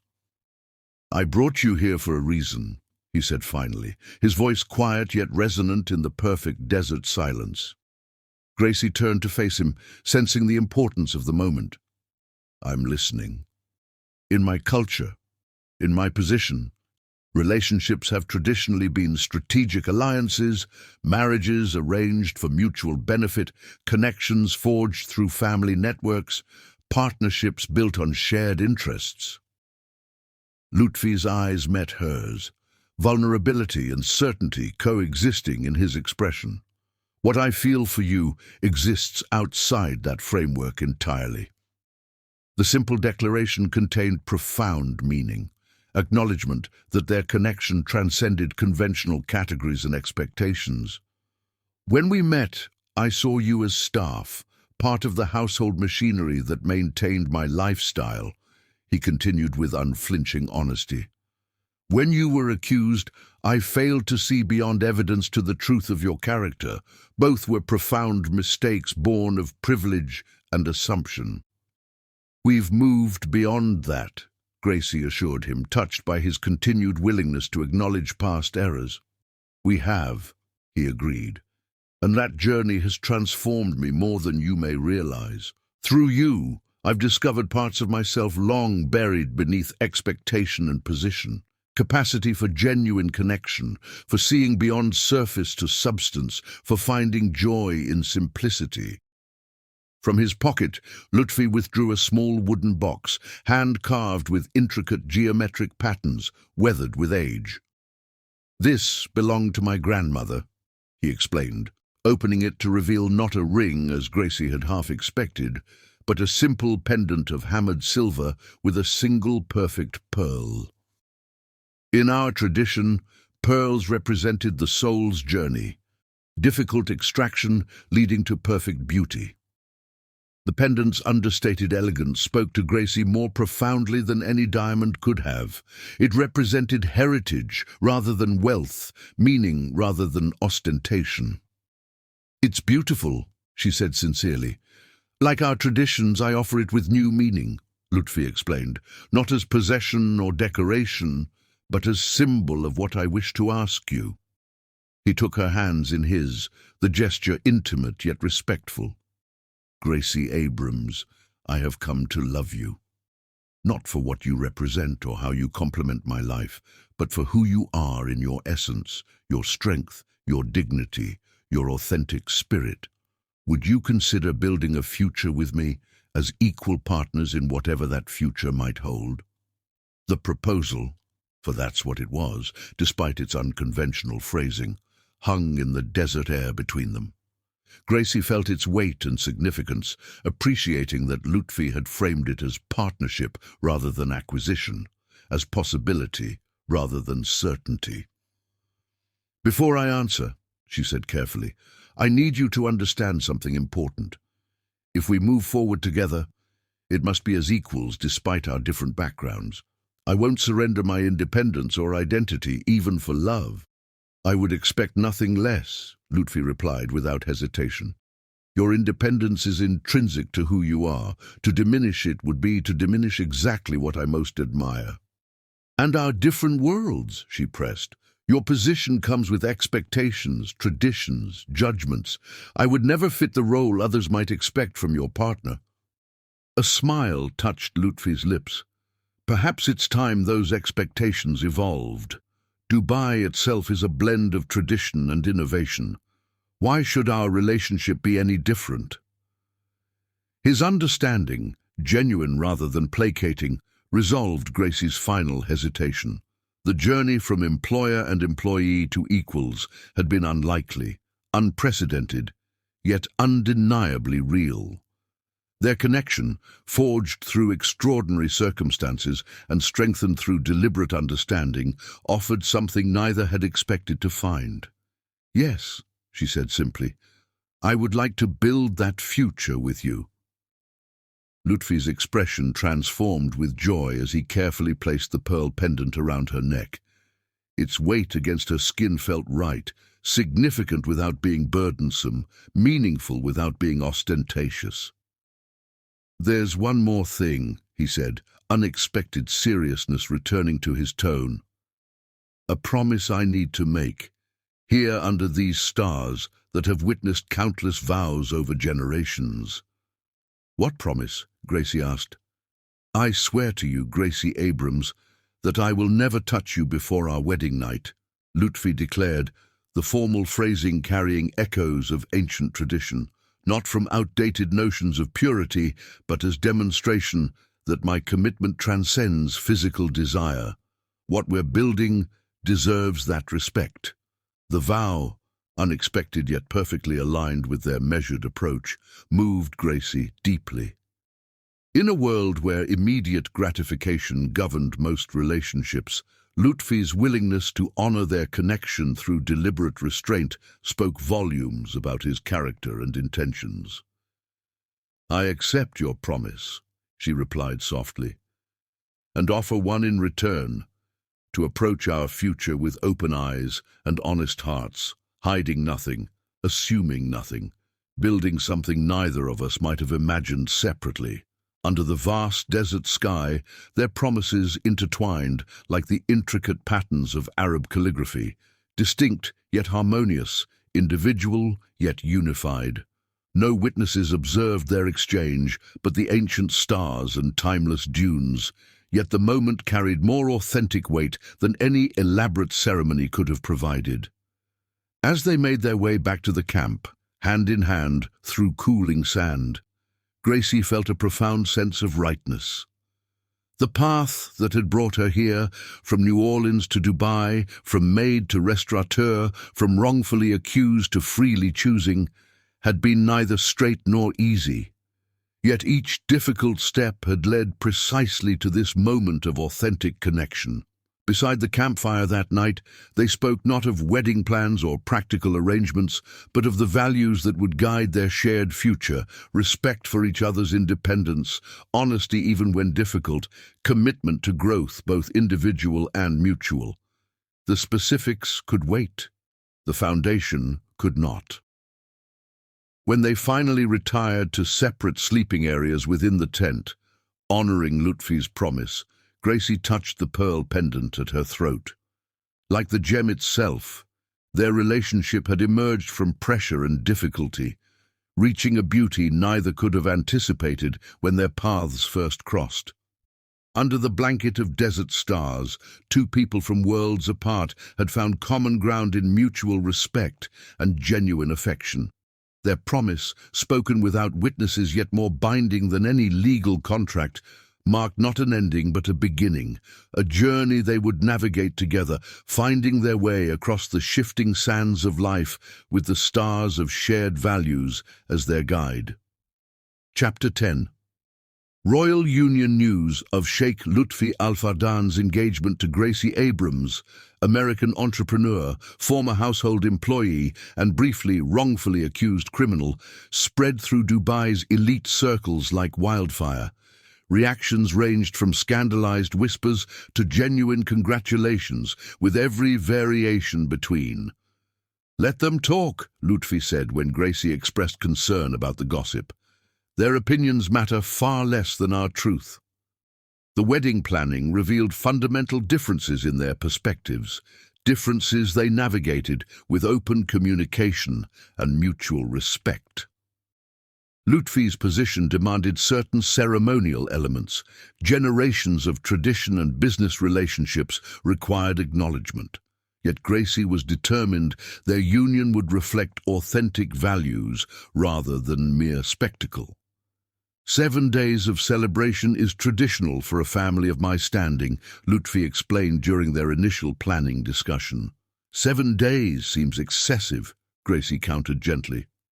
Perhaps, he conceded, but what if those days served purpose beyond display? What if each represented something meaningful? This approach, finding purpose within tradition rather than discarding it entirely, became their guiding philosophy. Together, they crafted a celebration that honored both cultures while transcending empty formality. Lutfi suggested the first revolutionary element. "I want your sister Maya to negotiate the marriage contract alongside my attorneys. Equal protection of your interests is essential." Such equality was unprecedented in his circles, yet Lutfi insisted. The resulting document, a blend of American pragmatism and Islamic principles, protected Gracie's independence while acknowledging their mutual commitment. Her business remained exclusively hers. Joint assets would be equally controlled. Divorce provisions, though neither anticipated using them, ensured neither would be vulnerable. The guest list presented another challenge. Lutfi's position required inviting government officials, business partners, and distinguished families, hundreds of people who knew him only as Sheikh Lutfi, not the man Gracie had come to love. "Must we invite people who disapproved of our relationship?" Gracie asked, reviewing names of those who had openly criticized their engagement. "We invite them not for approval, but to witness transformation," Lutfi replied. "Let them see what's possible when tradition embraces evolution rather than resisting it." This perspective shifted Gracie's reluctance. Their wedding would make a statement beyond personal union. It would demonstrate possibility to a society often resistant to change. The 7-day celebration began with intimate gathering at Gracie's restaurant. Only closest friends attended. Maya and Officer Malik, whose friendship had blossomed into romance during investigations of the ex-wives. Priya, who had warned Gracie about the wives' plot and now managed her restaurant. Select staff, who had stood by Gracie through her ordeal. And Lutfi's few genuine friends, who valued the man beyond his wealth. Day 2 expanded to include a traditional henna ceremony where Gracie's hands and feet were adorned with intricate patterns symbolizing joy and prosperity. The artist incorporated both Arabic geometric designs and Louisiana motifs, magnolias and fleur-de-lis alongside traditional Middle Eastern symbols, a visual representation of their cultural blending. The third day featured a charity event where, instead of receiving wedding gifts, the couple established a foundation supporting education for children of foreign workers in the UAE. This cause, deeply personal to Gracie, received unprecedented attention and funding from Dubai's elite, who could hardly refuse to contribute at such a high-profile event. "This is how change happens," Lutfi observed as donations exceeded expectations, not through confrontation but example. Day 4 brought the legal ceremony, simple, dignified, attended by necessary officials and family. Gracie wore a cream silk dress that honored Islamic modesty while reflecting Western elegance. Lutfi complimented her in a perfectly tailored suit rather than traditional attire, his choice symbolic of meeting her halfway culturally. The 5th day transformed Lutfi's desert retreat into celebration space, blending Bedouin tradition with New Orleans influence. Spicy jambalaya served alongside traditional Arabic meze, jazz musicians playing alongside oud players. Under desert stars, two seemingly incompatible cultures found harmonious expression. On the 6th day came the grand reception required by Lutfi's position, held at Dubai's most exclusive hotel with government ministers, international dignitaries, and business magnates in attendance. The extravagance might have overwhelmed Gracie months earlier, but now she navigated it with authentic grace, neither intimidated by power nor impressed by wealth, her dignity intact amidst extraordinary opulence. Throughout the magnificent ballroom, displays told their story honestly. Photographs of Gracie's childhood in New Orleans beside images of Lutfi's early years. The restaurant she had built through her own efforts. Even tasteful acknowledgement of the false accusation that had ultimately brought them together. Nothing hidden, nothing sanitized for public consumption. Society columnists would later write that Sheikh Lutfi's bride had revolutionized the concept of royal weddings in the region through this honest presentation.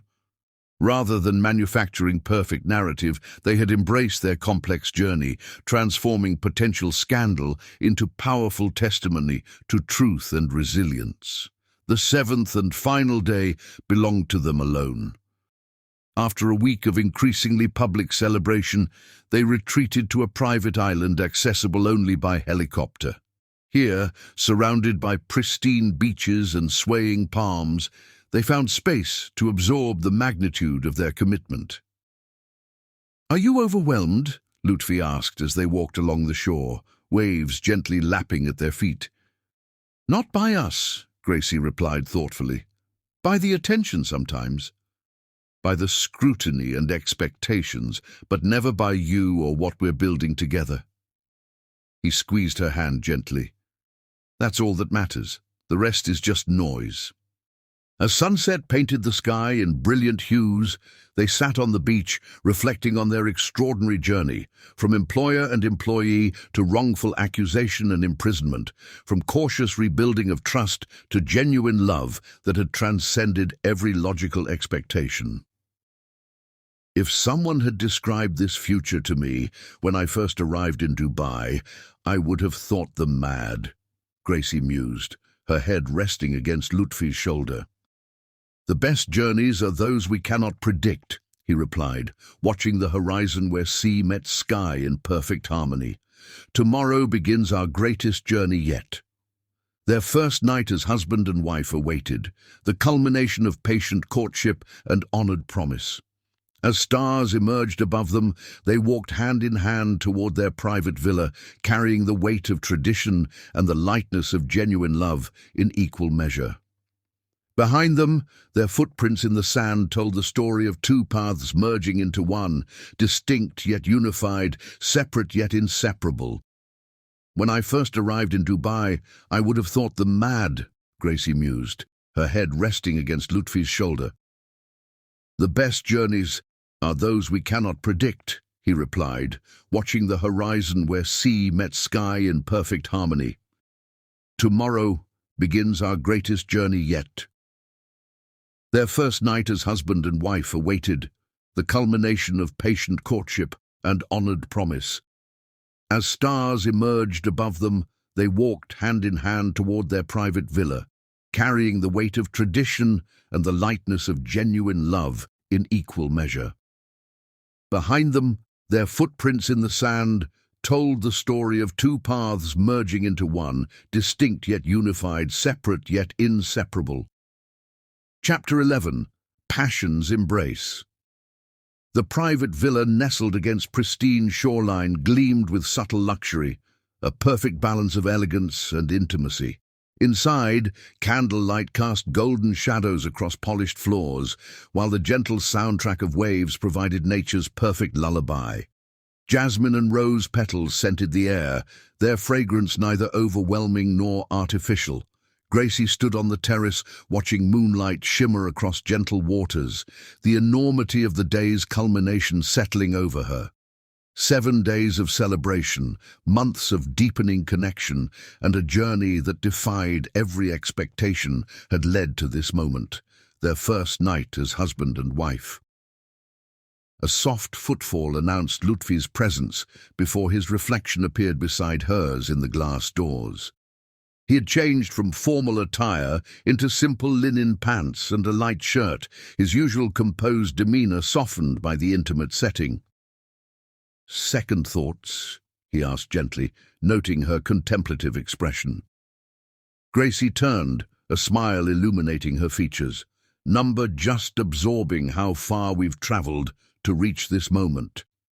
He moved closer, maintaining respectful distance, despite the charged energy between them.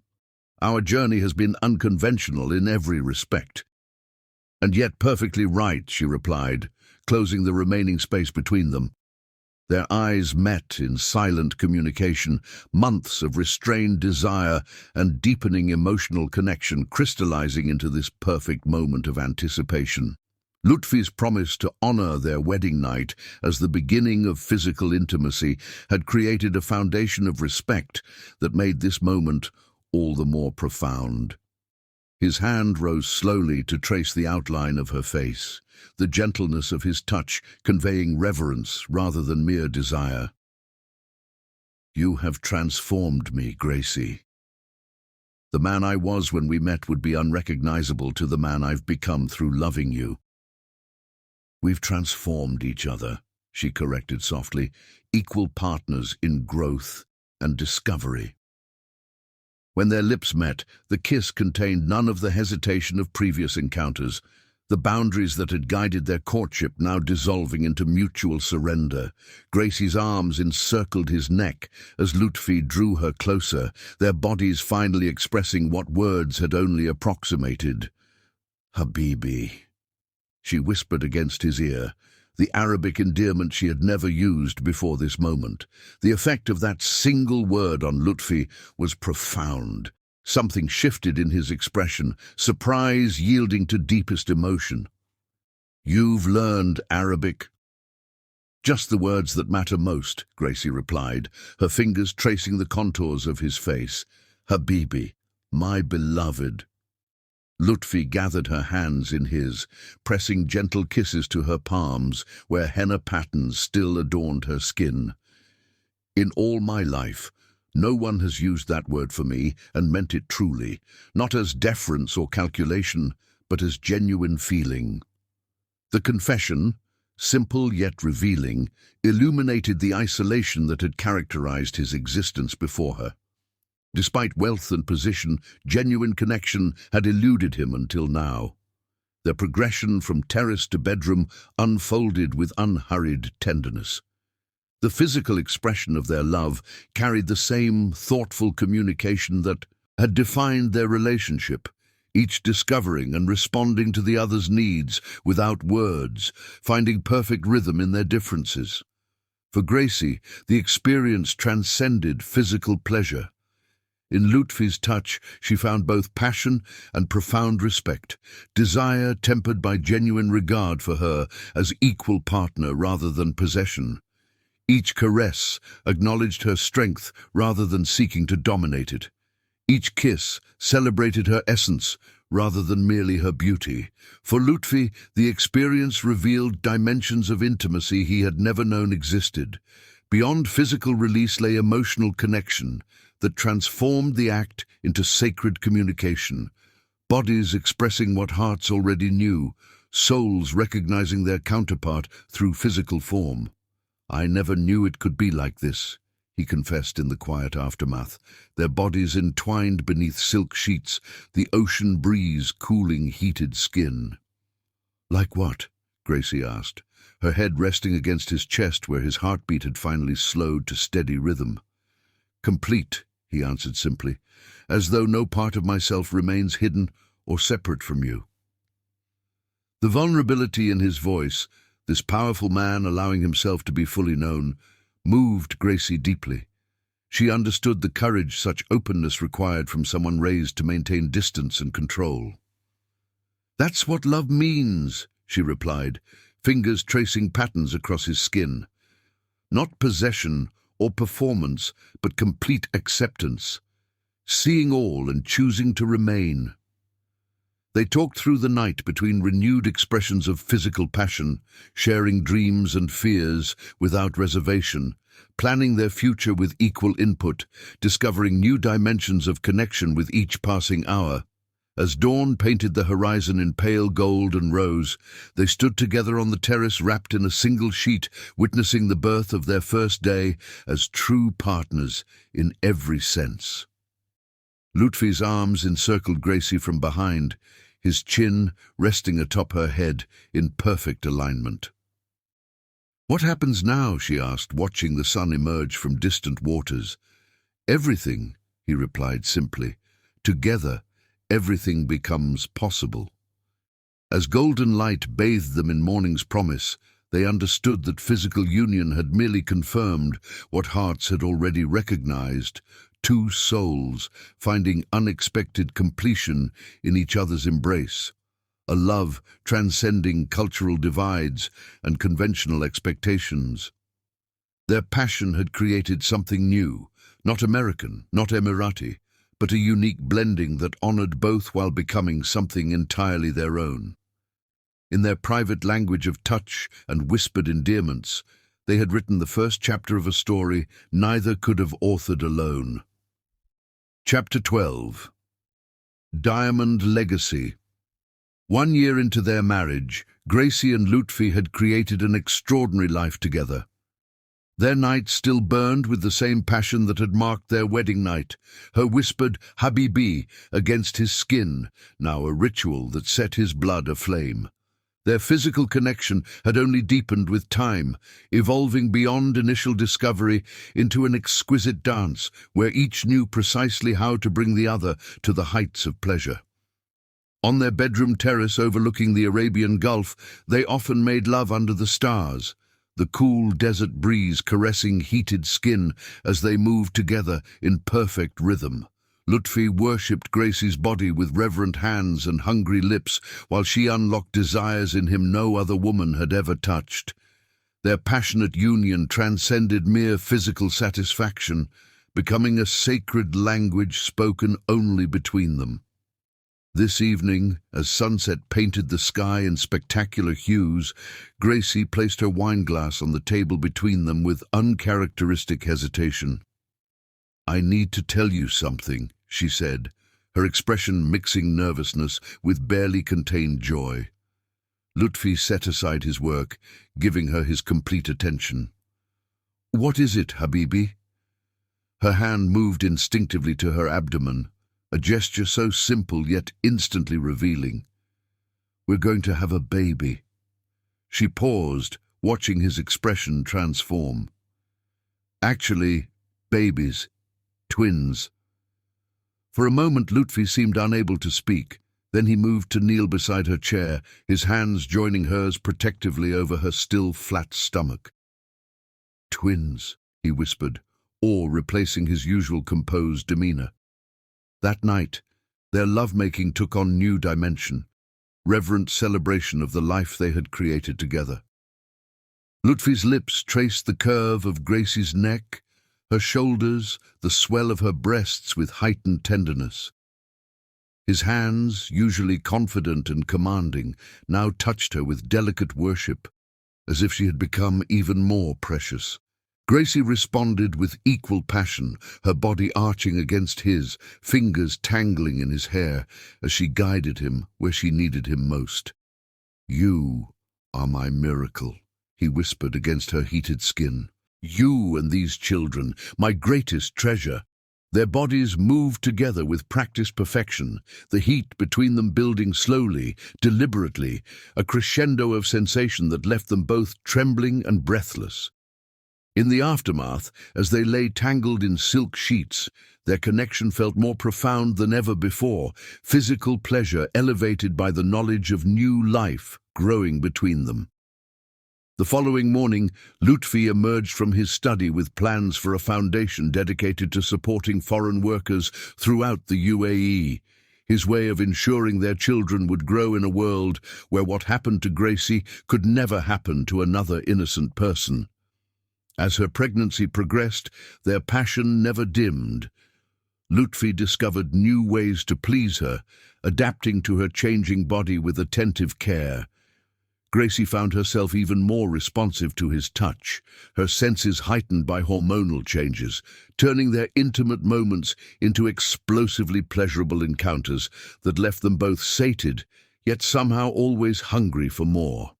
"I never knew desire could grow stronger with time," Lutfi confessed one night, his body curled protectively around her expanding form. His hand caressed the curve of her hip, fingers tracing patterns that sent shivers of anticipation through her. "Each time with you feels like the first, yet deeper." "That's because we built this love deliberately," Gracie replied, guiding his hand to where one of the twins kicked vigorously. "Nothing assumed, everything earned, even our pleasure." The 5th month brought another joy, ultrasound confirmation that they would welcome a son and daughter. The symmetry seemed perfectly appropriate for a union that had balanced seemingly opposite forces into harmonious whole. As Gracie entered her final trimester, they retreated to Lutfi's desert sanctuary, finding space away from social obligations to prepare for the profound transition approaching. In the privacy of their desert tent, illuminated only by firelight, they explored gentler forms of intimacy, massages that eased her discomfort, tender caresses that reminded her body of pleasure beyond her pregnancy. One starlit evening, Lutfi presented Gracie with an unexpected gift, a simple wooden box containing 2 small, perfect diamonds. "From the collection that first brought us together," he explained. "I had them set as birthstones for our children." The symbolism wasn't lost on Gracie. These gems, once focal points of deception and injustice, transformed into emblems of new life and legacy. Their children arrived on a perfect spring morning, a boy whose eyes held Lutfi's intensity and a girl whose first cry carried Gracie's strength. As Lutfi held his son while Gracie cradled their daughter, they exchanged a look of wonder that transcended words. In the weeks that followed, as they adjusted to parenthood, their desire for each other remained undiminished. They stole passionate moments while the babies slept, quick, intense encounters against bedroom walls, and slower, deeper connections in the quiet of dawn. Lutfi's hands still kindled fire across Gracie's skin, and her touch still drove him to the edge of control. One night, as moonlight silvered their bedroom, Lutfi gathered Gracie against him, his lips finding the sensitive spot below her ear that never failed to make her melt into his arms. "We'll tell them everything someday," Gracie whispered, her body responding instantly to his touch. "The difficult beginning, the challenges overcome." "We'll tell them dignity is priceless," Lutfi agreed, his fingers tracing her curves with practiced skill. "And that true love is the rarest diamond of all." As Dubai's lights glittered in the distance like earthbound stars, Gracie and Lutfi surrendered once more to the passion that had become the foundation of their extraordinary union. Their bodies moved together in perfect harmony, a physical manifestation of the truth they had discovered together, that genuine love, built on respect and weathered through adversity, creates the most exquisite pleasure of all. The diamonds that had once nearly separated them now rested against their children's hearts, symbols of resilience, transformation, and the extraordinary legacy created when 2 people refused to accept the limitations others would impose upon love.